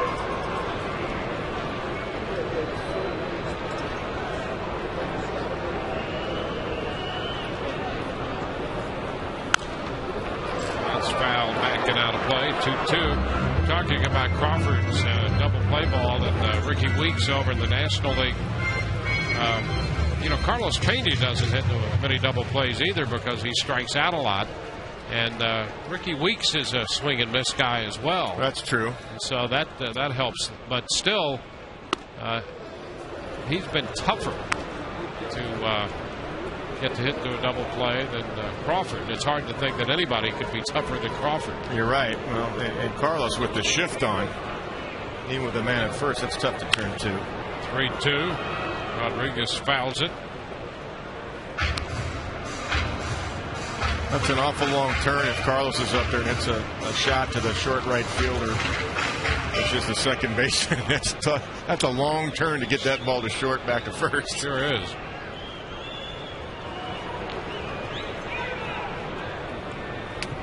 And there's ball 4. And the breaking pitch, a slider, I think, right there. Yep. Rodriguez walks. You know, I had just a friend of mine ask me, how come there's no shifts on right-handed hitters? I said, well, who's going to throw from deep, short left field to throw a guy out if it's hit that way? Yep. Now, you might have shifts up the middle, but you're not going to have the shortstop playing in short left field on a right-hander. I think Jack Clark, remember Jack was like that. He was a dead pull hitter. Dan Johnson and a check swing hopper back to Dunsing. Throw to first, and that retires the side. The Rays leave a man. We're through 6, 3-2, Tampa Bay.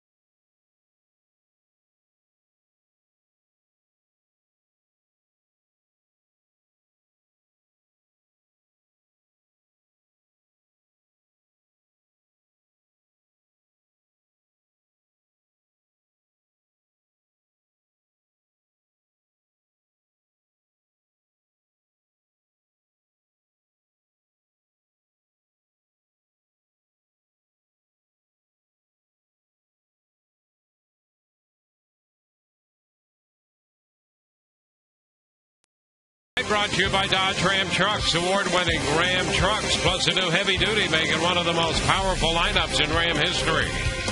By AT&T, find out what's possible with the nation's fastest 3G network. AT&T, rethink possible. And by your Greater Tampa Bay Buick and GMC dealers. We go to the 7th inning. Drew Butera is going to lead it off. He's been on twice with a walk and a bunt base hit. He takes a strike. That's 90 pitches right now on the night for Jeff Neiman. The Rays have some action in the bullpen.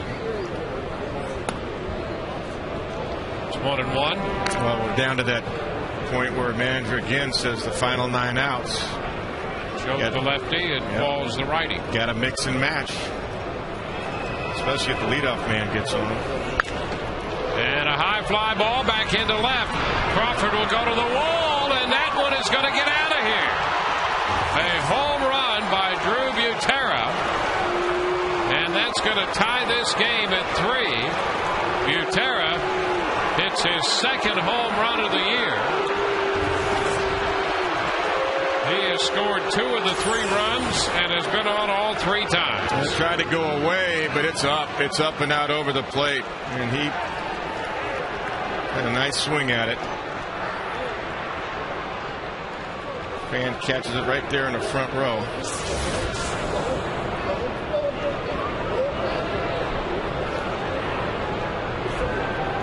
They don't expect Butera to do that, but number 9 hitter has hurt Jeff Neiman tonight. Span. So the game is tied on the leadoff homer in the 7th. 1-0 the count to Span.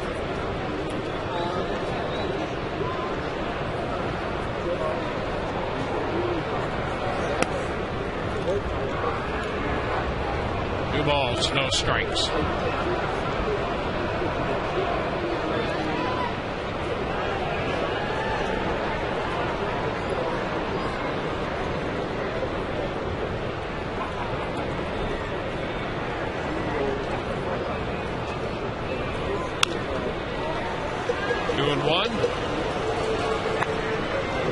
Span's been on twice. Yeah, he might have swung at ball 3 right there too. Did Jeff Neiman a little favor.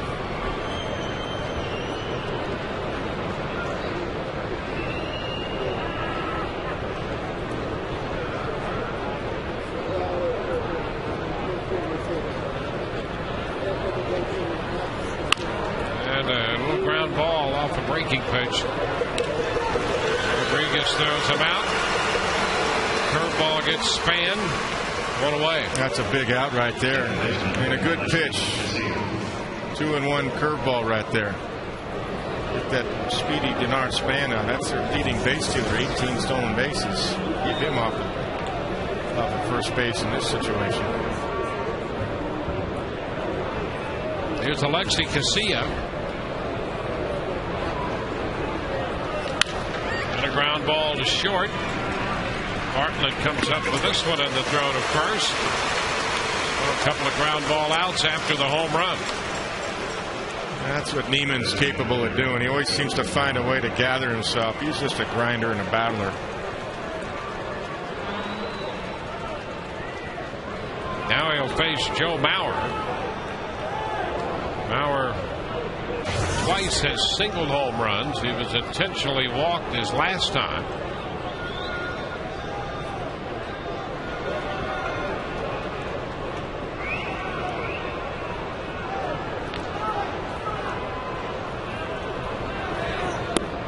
First pitch is down. That's a good pitch. That's a nice spike curveball right there.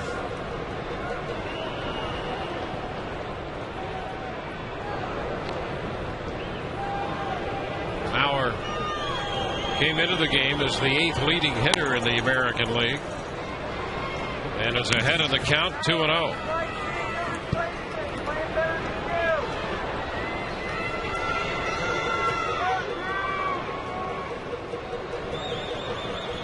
All 6 of Mauer's home runs have come on the road this year. No home runs yet in his His new home ballpark. There's a strike. 2-1.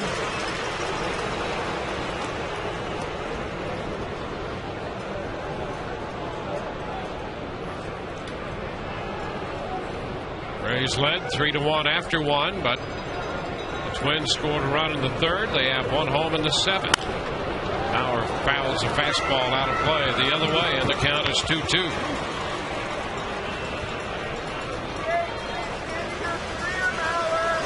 Jeff Neiman, just over 100 pitches now.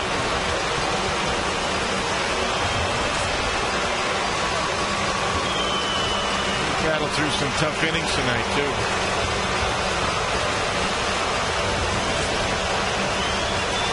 And the pitch. Another foul, punch the other way. Well, Delman Young is on deck. 2 outs. Young.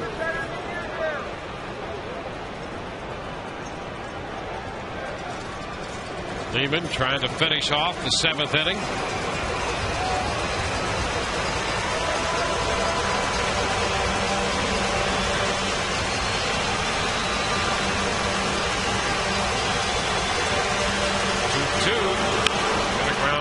That's foul outside of first. Forcing another one. That's what the good hitters do. That's why Joe Mauer is so valuable with that bat. He can foul off good pitches. That was a good curveball there. He fouled off the fastball off the outside corner. Good hitters do that and hoping to get a mistake pitch if he can drive.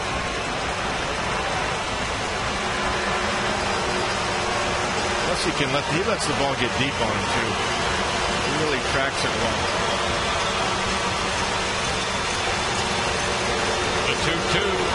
He got him. Got him to chase a high fastball to strike him out to retire the side. Twins get a run on the home run to tie it. 7th inning stretch time here at the ballpark, and the Rays and the Twins are tied 3-3.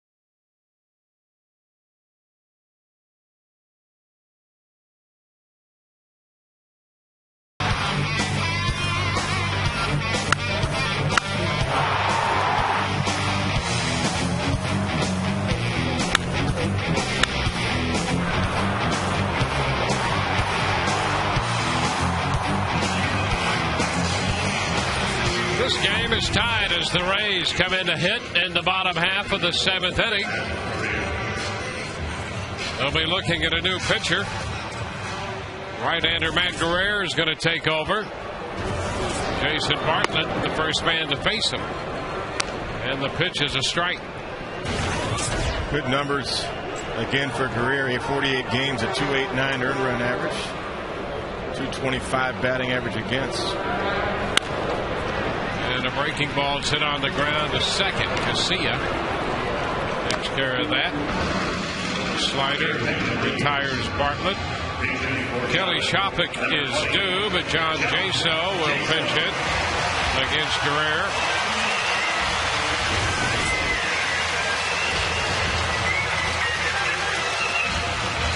So in this tie game, it's Jaso who gets the call.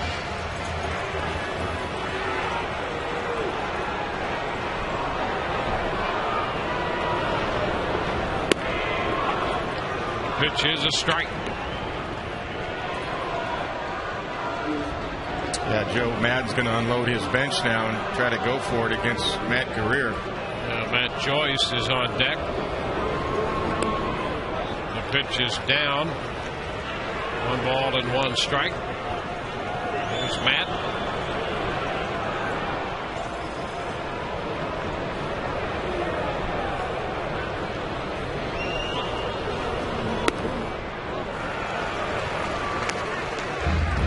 Balls and a strike.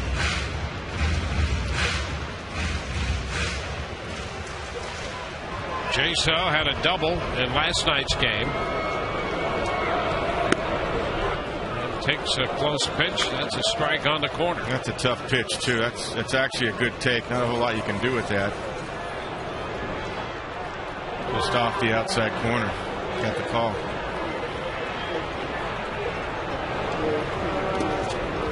Ball 3. I like what John did right there. He was content in letting that slider hit him in the foot. He didn't do any dancing. He just kind of anticipated maybe it'll hit me.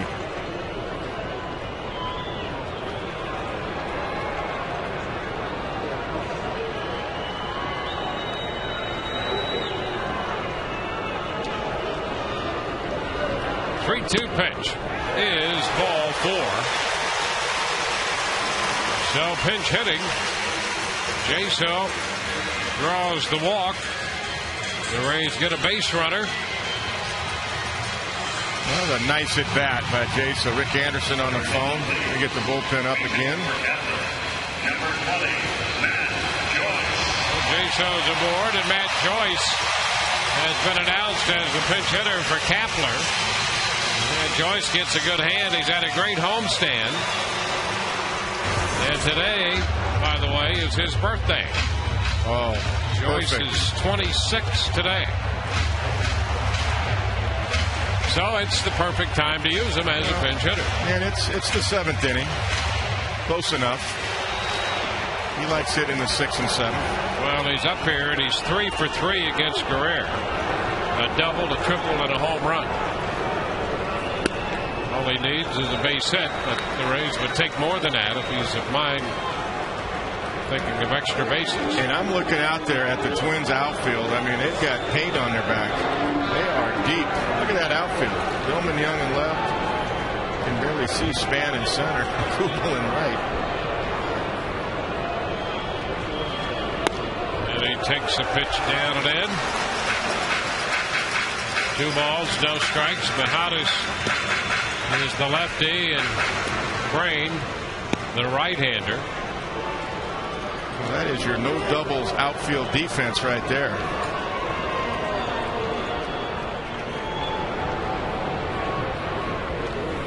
And the pitch misses. 3-0. That home run was a dramatic one off Guerrero. That grand slam up in Minnesota. A shot out to straightaway center field.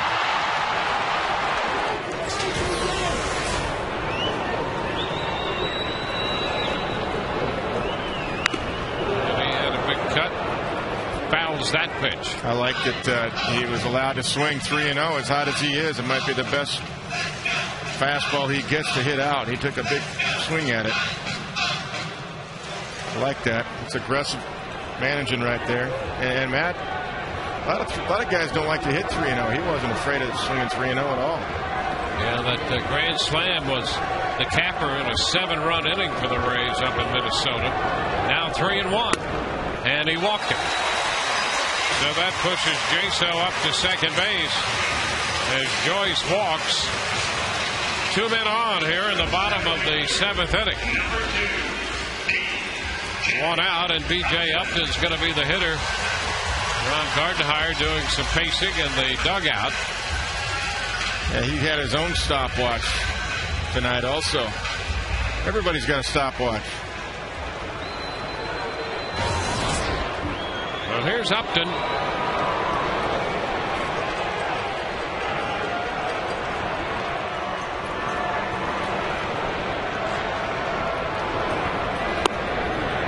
And he takes the pitch low. Slider breaking down.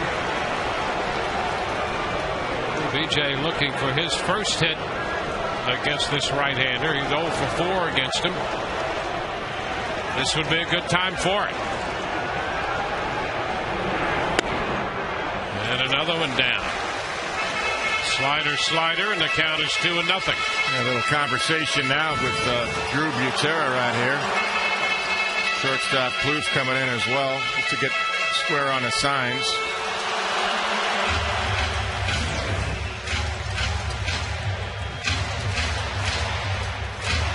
That outfield is still deep, even in this situation where a base hit will score a run.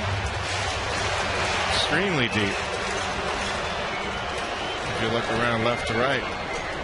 2-0 to count. Here we go. And a drive! High and deep and gone! Upton hits a 2-0 fastball out of here. A 3-run shot. And the Rays take a 6-3 lead. Upton's 9th home run of the year. J-So enjoys score in front of him. And the Rays put 3 up on the board here in the 7th. They didn't play deep enough. That was a blast. Oh, did he miss location? And BJ, he was all over it. Fastball. He tried to go away. He missed middle in, and he put a beautiful swing on it right there. And we talk a lot about BJ the last few games, how he's swinging better and how important he is to this club, especially with a couple of big guys hurting in Zobrist and Pena. Big clutch hit. Call to the bullpen by the Twins, brought to you by Metro PCS, wireless for all.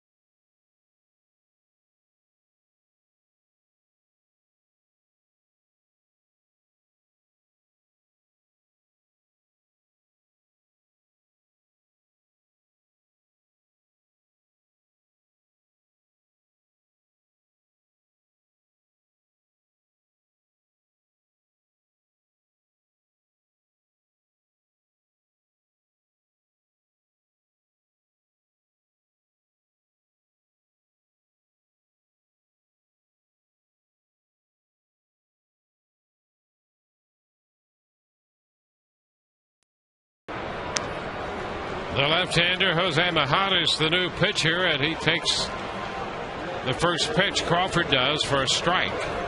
The Rays have scored 3 here in the 7th off Matt Guerrero. 1-1. Dunsing, I beg your pardon, worked 6 innings, gave up 3. And Guerrero, a third of an inning, and gave up 3. The Rays with a pair of 3-run home runs tonight. And B.J. Upton hit a 2-0 fastball at 89 miles per hour right down the middle, and he hit it out. And that was a meeting after a meeting with Drew Butera going out to the mound on the 2-0 count. 2-2 the count to Crawford. Guerrero had missed with 2 sliders. And I'm sure Butera said, hey, we got to get a strike here. You know, we got Crawford on deck and then Longoria, and he got a strike all right. BJ crushed it. Crawford fouls one back, holds the count at 2-2. Well, the Rays saw the Twins tie it on a Butera home run, and they grabbed the lead on the Upton home run. Solid numbers from Harris. 2.63 ERA. Ground ball by the mound to second. Casillas throw to first, and Crawford is the second out. 2 gone, and Evan Longoria is on his way to the plate.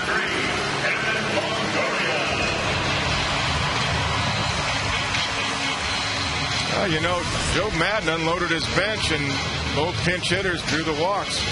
Ron Gardenhire going to have another change right here. So he's going to go for the right-hander. Back in a moment.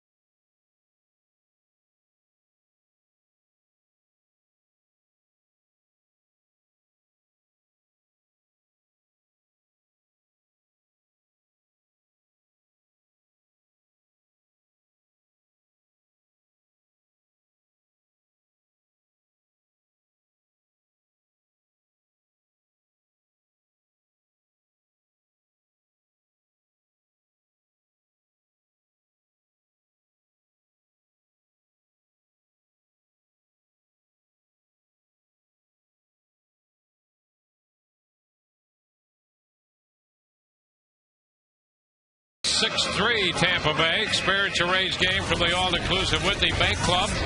Extraordinary seating, luxurious lounge and dining areas. It's the Whitney Bank Club. An upscale full menu buffet and inclusive drink options. Call 888-FAN-RAYS or go to RaysBaseball.com. Just checking Guerrero's numbers this year against the Rays. He's pitched 2 innings against the Rays and allowed 8 earned runs now.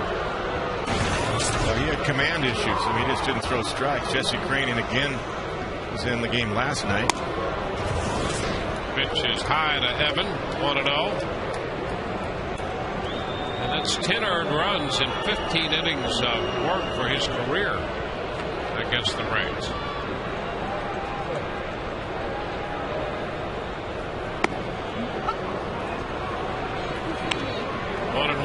But 8 of those this year.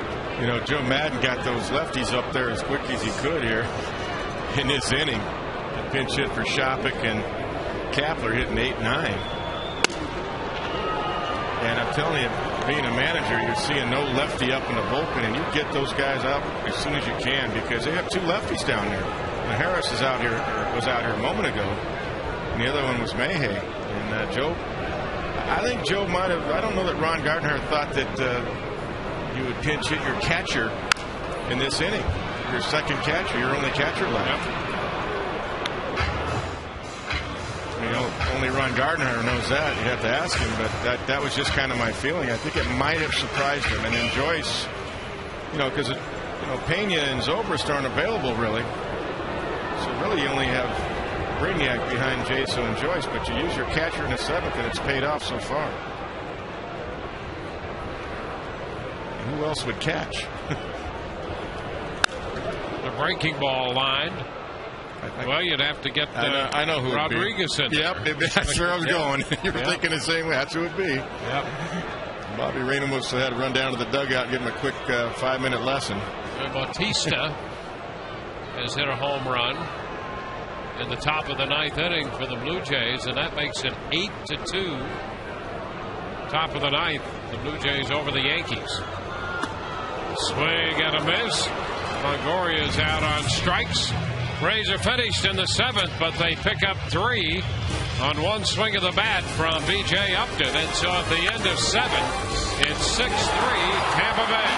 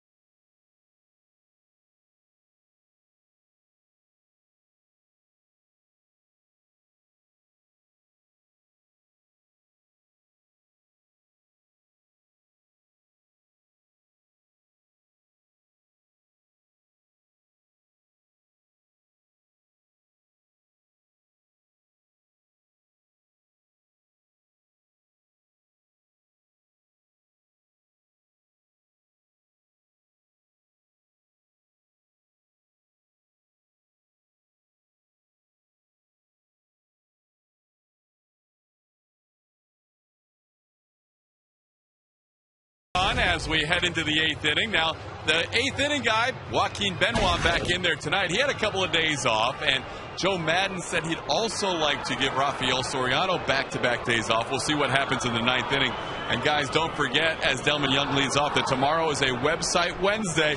We missed out last Wednesday for the broadcast fundraiser, but tomorrow, get yourself ready for all the questions that Rays fans can ask by going to foxsportsflorida.com on a web Wednesday. Back to you. Yeah, we'll go home, right home, and start studying. Yeah, have to. Joaquin Benoit out there, 1-0 the count to Delman Young. The pitch is a strike. 1-1. 7 innings for Neiman, and now he gives way to Benoit, who has some outstanding numbers. Yeah, look at those numbers. 53 strikeouts, 6 walks. And a fly ball hit into left field.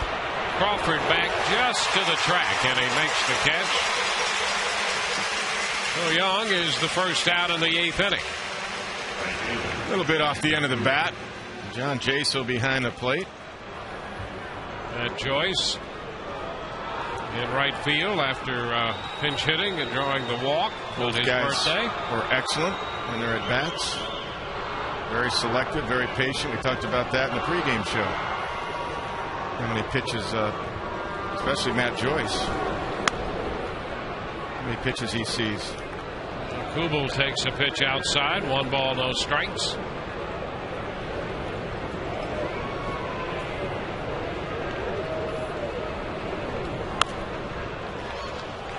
One and one. He likes that high ball, doesn't he? Yes, he does. And he gets to it. Got to go a little higher, I guess. Got to go above his head, maybe, to get him to miss it. Like on Mauer, when Neiman struck out Mauer to end the 7th. Yeah, there's a foul ball twisting out of play. Broke his bat. The count is 1-2. Neiman did a nice job of recovering after giving up that home run to Drew Butera to lead off the 7th inning. He really collected himself to get the next 3 hitters. Happened to be the 1, 2, and 3 hitters in the lineup. He really did. He really had a couple of tough innings, too. And I go back to that 5th inning when he struck Kubel out on that 10-pitch at bat through a splitter. 3-2. Big punch out with the bases loaded.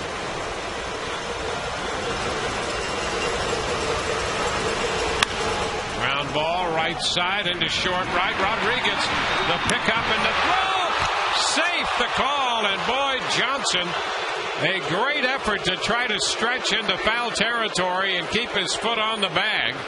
Boy, great effort all the way around by Rodriguez and Johnson, and they came very close to getting Kubel at first. There's a great play on both ends. Sean Rodriguez, great range going to his right because he was really playing to the right side in the shift. Great. And he slips right there. And he slips. That's why the throw is wide. That's a tough play. But still, look at Dan Johnson now on the other end. Can't stretch any further. And, yep, he was a little bit off the bag. That's the right call and a good call. Kadire takes a pitch just a little wide. Phil Cuzzy at first base, the umpire. Can't stretch any further than that, Dan. You did a great job. Nice effort.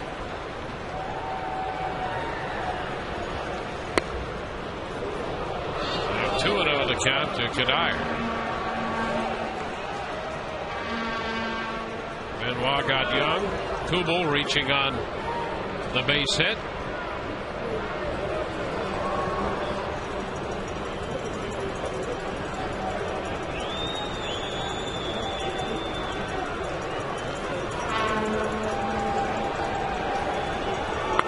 That's a strike. 2-1. A little wrinkle in it right there. A little slider. It almost looked like Kadire was just looking for one pitch in his zone to turn on. See, he looked like he was taken all the way. I'm sure he wasn't, but you just wanted to zone him out. And a fly ball toward the line and left. Crawford's right there, made a direct route and caught it 2 away. I think that's exactly, Dwayne, what he was doing. He was looking for something to get out of the ballpark to get him back within 1. Let's see where this pitch was. 2-1 count this time. Yeah, that's much more in his zone right there. He went down and got through it. He got out in front a little bit. Little too early cheating on that, and Carl was able to track it down. 2 gone with Kubel still at first. Danny Valencia is the hitter. The pitch is a strike.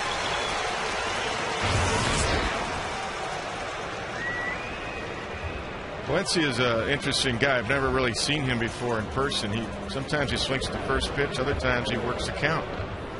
Kind of keeps you honest as a catcher. And a chopper, third base side. Longoria down to second for the force. We go into the bottom of the 8th now, and the Rays lead 6-3.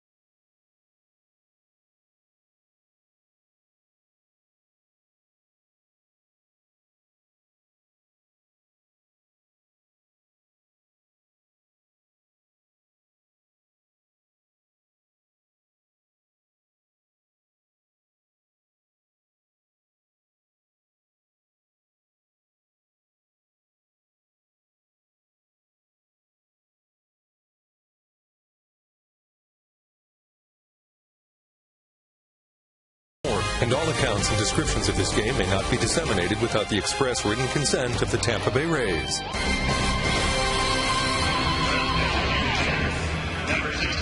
6-3 Rays lead as we go into the bottom of the 8th inning in New York.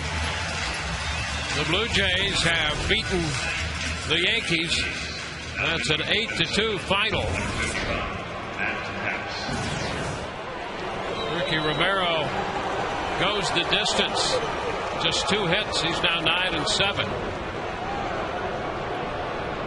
And Alex Rodriguez went 0 for 3 in that game. Matt Capps, the new pitcher. Willie Ibar takes the pitch down. 1 ball and no strike. So at the moment, the Rays are in first place alone with a half-game lead. And a 3-run lead over the Minnesota Twins as we play here in the home half of the 8th inning. Matt Capps was acquired at the trade deadline. Came over from the Washington Nationals as their closer, and he will close. 1 ball, 2 strikes. He will close for the Twins. Just getting an inning of work tonight. Picked up a save in a Twins uniform already. Yep. In Seattle. 27 of 31. Good ERA, 2.68. 2 balls, 2 strikes. They strengthened their bullpen, which is already, as far as earned run average, #1 in the American League. The Twins, 3.09 coming in. Ibar hits it on the ground. Move it short, makes the pickup and the throw. And 1 away. Capps gets the ground ball out of Ibar. It's set in Seattle. It was versus Seattle in Minnesota. And Sean Rodriguez comes to the plate. Our N. Scott replay back to the first inning. The first 3-run home run for the Rays. That was a big counter, too, after the Twins scored in the first inning to come back and put a 3 spot up there early. Because Dunsing put up zeros after that. Dunsing threw well tonight.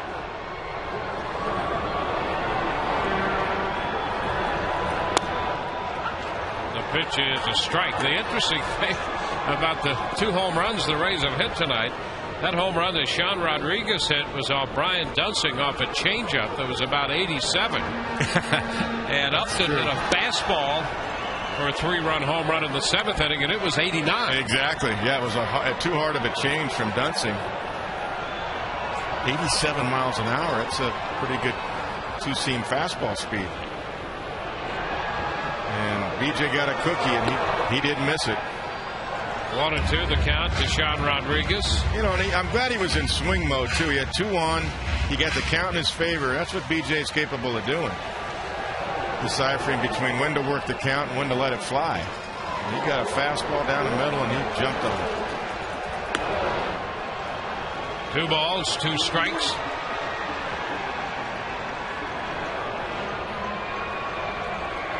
Now, the reason I say that, because in the first inning, he struck out looking on 2 fastballs right there. So, you know, he's a leadoff hitter in the first inning trying to get on base. He becomes a run producer in the 7th inning, and he hits a big 3-run home run. And he has the capabilities to be both. Exactly. That's why Joe Madden against lefties leads him off, and then against right-handers has had him down in the 6th spot.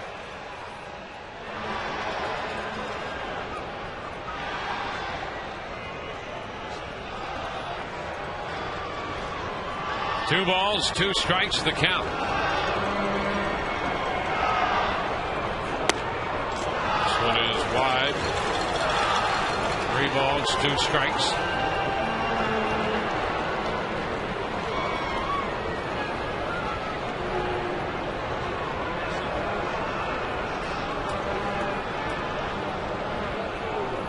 (3-2) and a foul ball, fastball. 93, had pretty good movement, too. Ran in on the hands of Sean.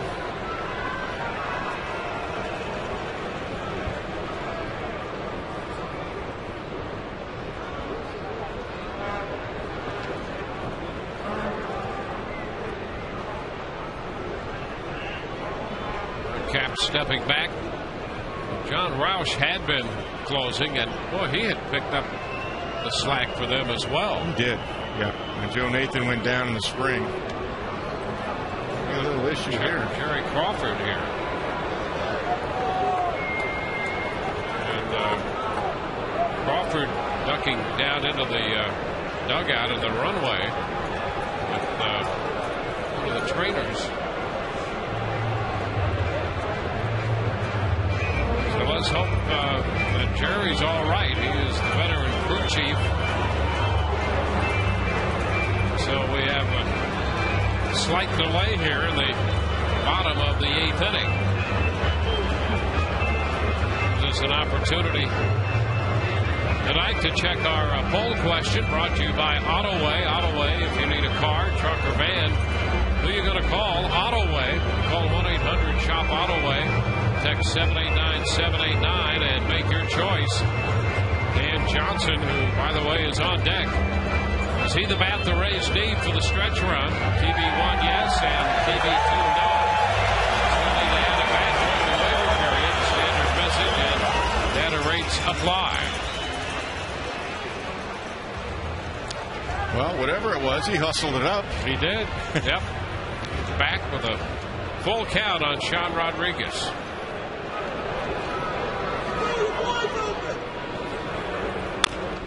And a tap foul. Keeps the count right there. Breaking pitch, a slider on the 3-2 delivery.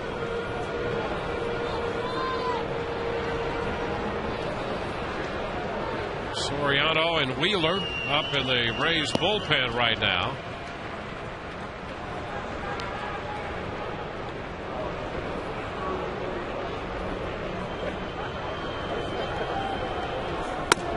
And that's a little high. So ball 4. The Rays draw their 7th walk of the night. Second time Rodriguez has walked. And Dan Johnson about to step in. Well, he gets to face a right-hander for a change here. I thought he had his first 2 at-bats were pretty good against Dunston. He drew a walk and he hit a long fly ball to deep left center in the 4th. And then, of course, he hit a check swing, little tap out back to the box. Well, he's up after driving in 95 runs for Durham this year. He takes a look at that pitch down, a ball, no strikes. He led the International League with 30 home runs. He's 3rd in all of the minor leagues, and the 95 runs batted in leads all the minor leagues. He had a high on-base percentage, too. Yep. 2-0 the count. Wasn't it well over 400? 430. Yeah. That's 7th, and his slugging percentage was 6th in the minor league. And I know people will say, well, that's AAA. I tell you what, you do that in any league. That's a swing in the bat.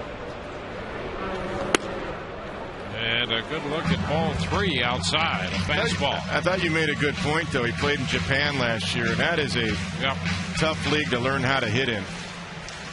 Well, it was a learning experience for him, and he admits that.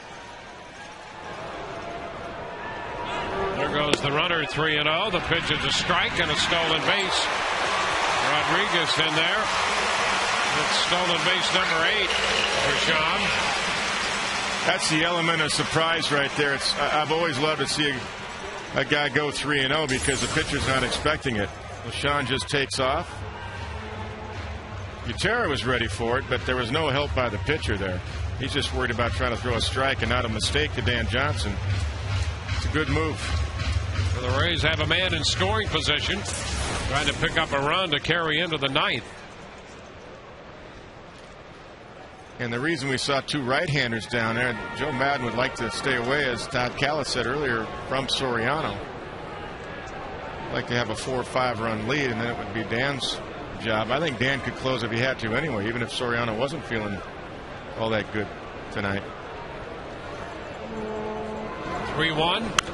And the pitch is fouled. Out of play. The count runs full. Yeah, you're right about any league. I mean, he had played 98 games and had driven in 95 runs. That's swinging the bat. In AAA, listen, that's no slouch. I know people say, well, Hank Blaylock did that down there. Not the same as what Dan Johnson did for this length of time. Got a nice approach at the plate. You've already seen that he works the count pretty well.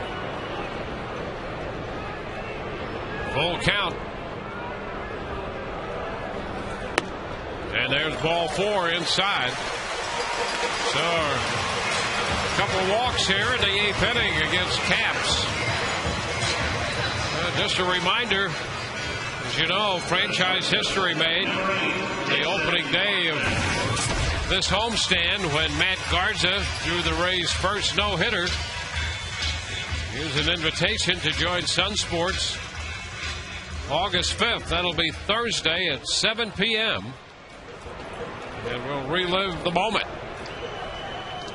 A repeat of Matt Garza's no-hitter. Jason Bartlett. The pitch is down and away. 1 ball, no strikes. It's a good at bat by Dan Johnson. Sure was. He's had some good ones tonight. Close pitch, but it was definitely a ball. Good take. Take the walk.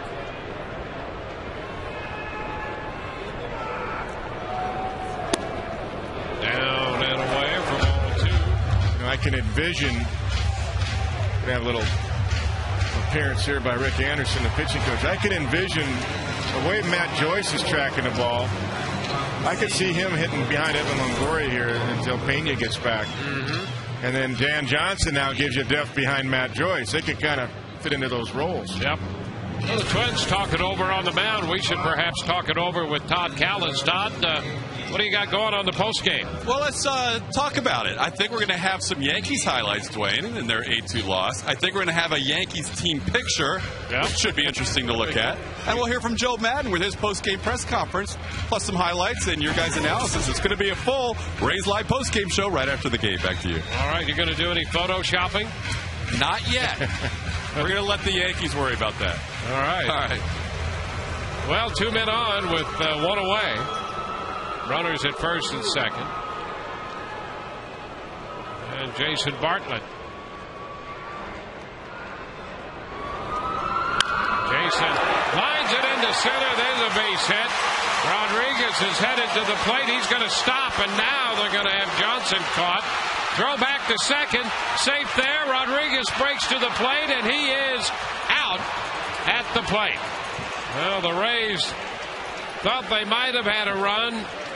Rodriguez is out, eventually trying to score. Johnson got back into second base, and Bartlett winds up at first. How about all that? Well, Johnson took a big turn. He was expecting Sean to score, but let's see. Denard's fan gets it in. Yeah, he's already running it, and Tom Foley had held up Sean Rodriguez, and I'll tell you, he does get back in, and that's smart by, was that Casilla, I believe? Yeah. Yeah, that was smart by Casilla. He did not tag the runner. He saw that Sean was breaking, so he took the out at home plate. Now, in the meantime, we're going to get a pitching change back in a moment.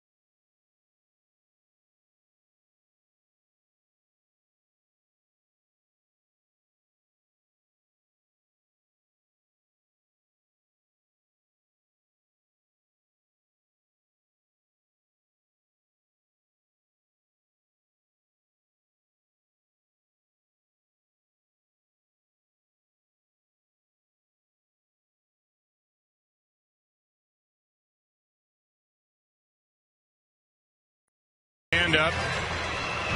Put the hand up. Tom just wanted to read it first.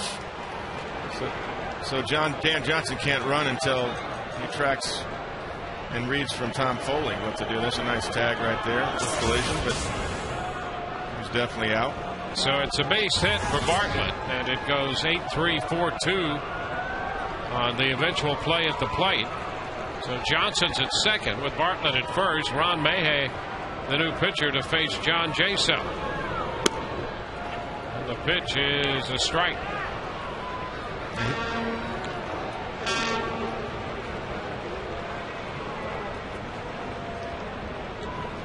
So 2 men on with 2 men out.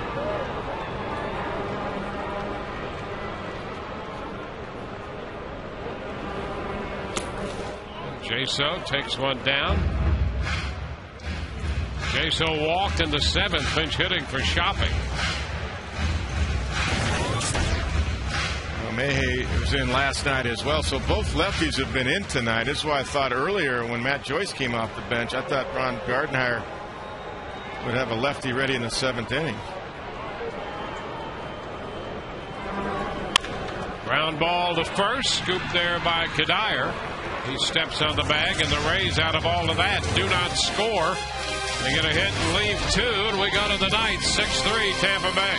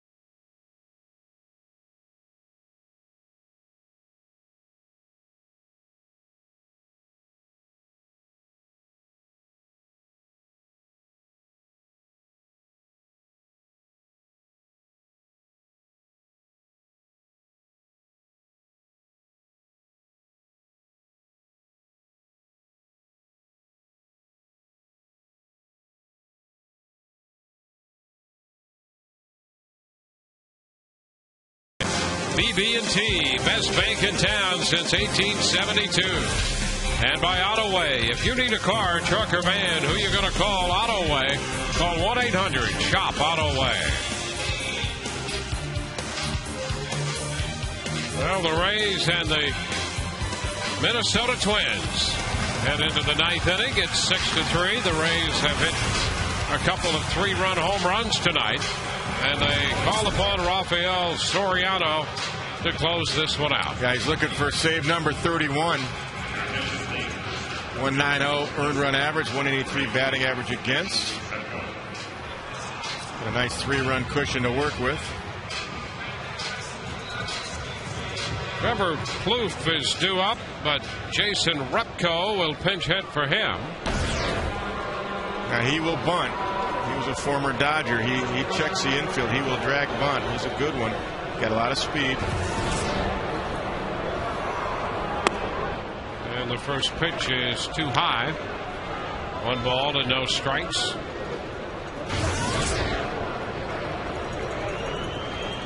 Morales has moved into the on-deck circle already.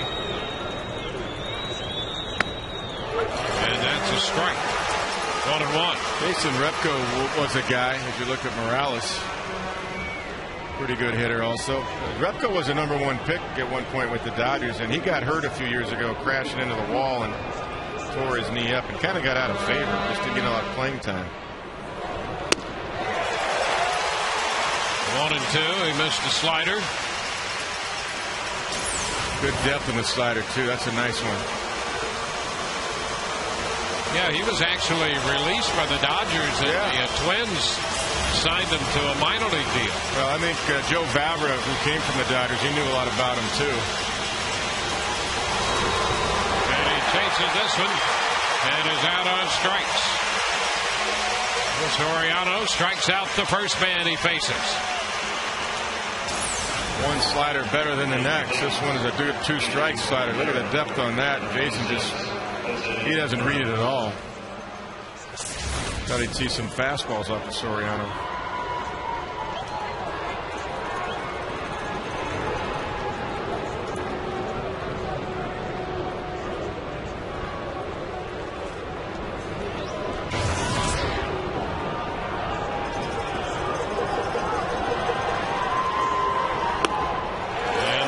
Pitch to Morales is a strike. Jose Morales, he was recalled from Rochester at the end of last month on the 26th. You know, those poor number 9 hitting catchers, they can go 2 for 2 with a home run and a walk and still get pinch hit for. That's right. I mean, a walk, a bunt, and a home run. I mean, what else do you want? And you're still down 3. Yeah. But Ron Gardenhire's putting a better hitter up there. I think I could say that because I hit 9 a few times.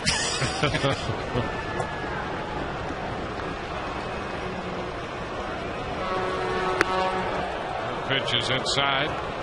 2-1 now to Morales. He had some work done on his wrist after the season last year. Normally a very good bat. Yeah, he did a pretty good job when Maurer was out.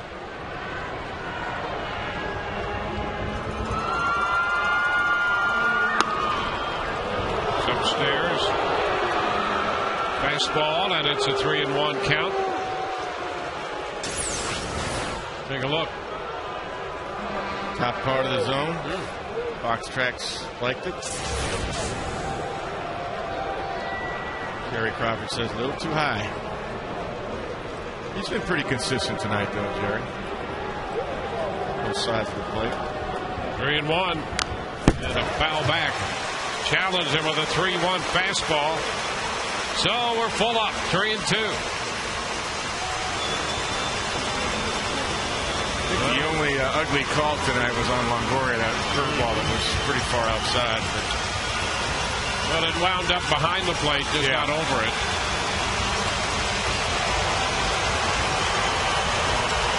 Three and 2 now.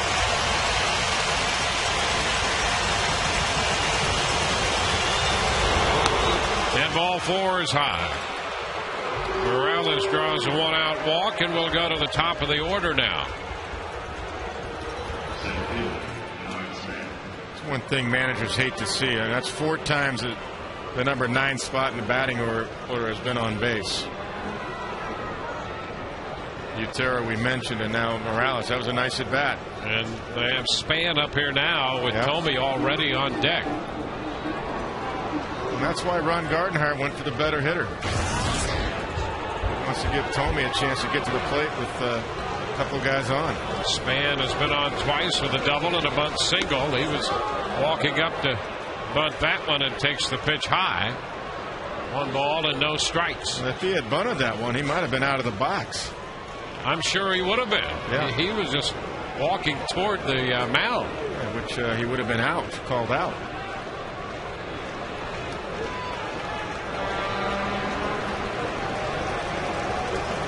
One ball, no strikes. There's a strike. 1-1. Neiman worked 7, Benoit 1, and now Soriano. And Neiman is still the pitcher of record in this game. Right, Jeff looking for win number 10.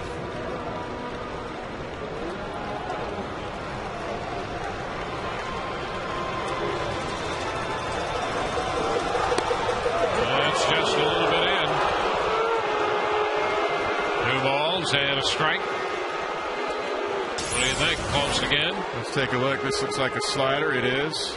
Yeah. Wow. Bites the inside corner. Crawford's making Soriano earn it and then some here on a couple of these pitches. Yeah, you'd call that squeezing him a little bit. Here in the ninth. And now ball 3. 3 balls and a strike.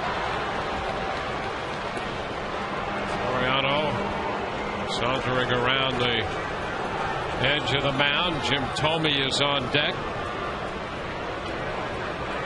Well, that's always a big threat to have come off your bench.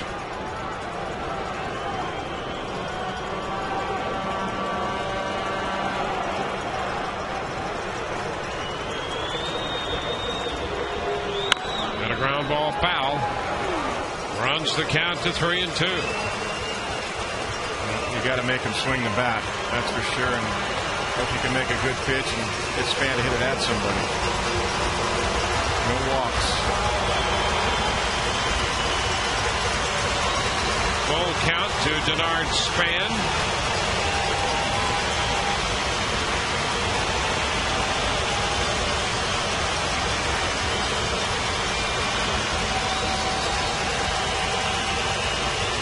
Three and 2 with Morales at first and 1 out. And a line drive, and it gets by Rodriguez. Now a pickup by Joyce. Go to second. They're going to get the force. Heads up as Joyce came in from right to make the scoop and had the presence to go to Bartlett at second base. And that's going to be a fielder's choice for Span as they get Morales on the force at second. Great play by Matt Joyce. And a great effort by Sean Rodriguez. He almost flagged that ball. Joyce closing fast, and he throws a ball a little bit up, but a bullet over there to Jason Bartlett. Nice play. No hesitation by Matt Joyce. Nice stretch by Jason Bartlett. Great play. You gotta like that. Huge out. Here's Jim Thome to pinch hit for Alexi Casilla. And the pitch to Thome is a strike. Well, the Rays at the moment a half game up, trying to make it a full game if they can close this one out. They started the day tied for first, a place they haven't been since the 19th of June. Pitch inside as the runner goes to second on indifference. And you know what's interesting about that? Dan Johnson was playing behind the whole time on Morales, and he could have taken second base at any time. And then they would have first and third and 1 out. A 1-1 count to Thome.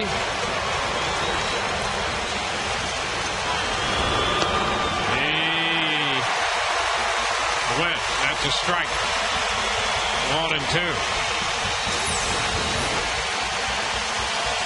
A nice slider right there. That was a strike either way, whether he swung or not. 1-2 now. The Rays try to finish this one off. Go off the full game in the AL East. And a ground ball to first and to right. Picked up by Rodriguez to throw to Soriano. And Thome is safe. Boy, the Rays almost ended it in dramatic fashion. Soriano getting over there, and he couldn't hold on. So the game will continue. It gets by Dan Johnson. Great play again by Sean Rodriguez. And Soriano just boxed it. He gets over there. And he just drops the ball. Simple as that. So he's been charged with an error. They're going to check him out to see if he's okay. He says he is. Span went to third. So there will be runners at first and third. J.J. Hardy will pinch run for Tomey. And now the Rays are going to get the bullpen going. Randy Choate is up. There's Hardy running at first as Soriano takes a toss or two to see if he's okay on the mound. And Joe Mauer is due, so what that does is get Mauer to the plate. Yeah, it sure does. And he represents the potential tying run. Well, the Rays commit their first error of the night, charge to Soriano. Well, the shift almost paid off on the ball hit by Tomey, but Soriano just couldn't hang on to the throw. He dropped it. Joe Madden wants Dan Johnson to play way back, absolutely, because that run means nothing. Right there. If he takes second base, so be it. With 2 outs, you don't care. This is a guy you got to worry about right here. Joe Mauer. Well, Mauer tonight with a couple of runs batted in. And the pitch is down and in. A ball and no strikes. That's his best fastball, 94 right there for velocity.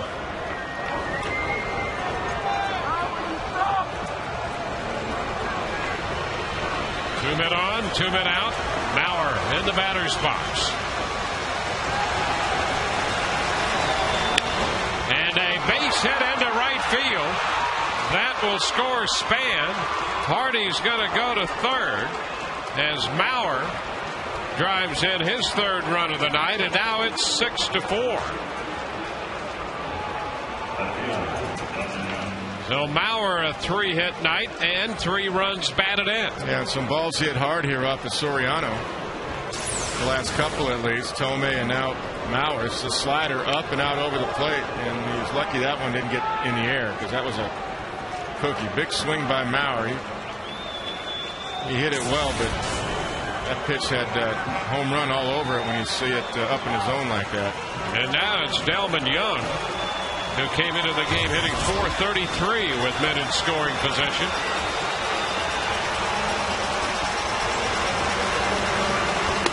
And the pitch is a strike. He opened it with a slider. I'll tell you what, it backed up on him a little bit. It wasn't a great pitch. Delman Young took it, but that became a hanger right there.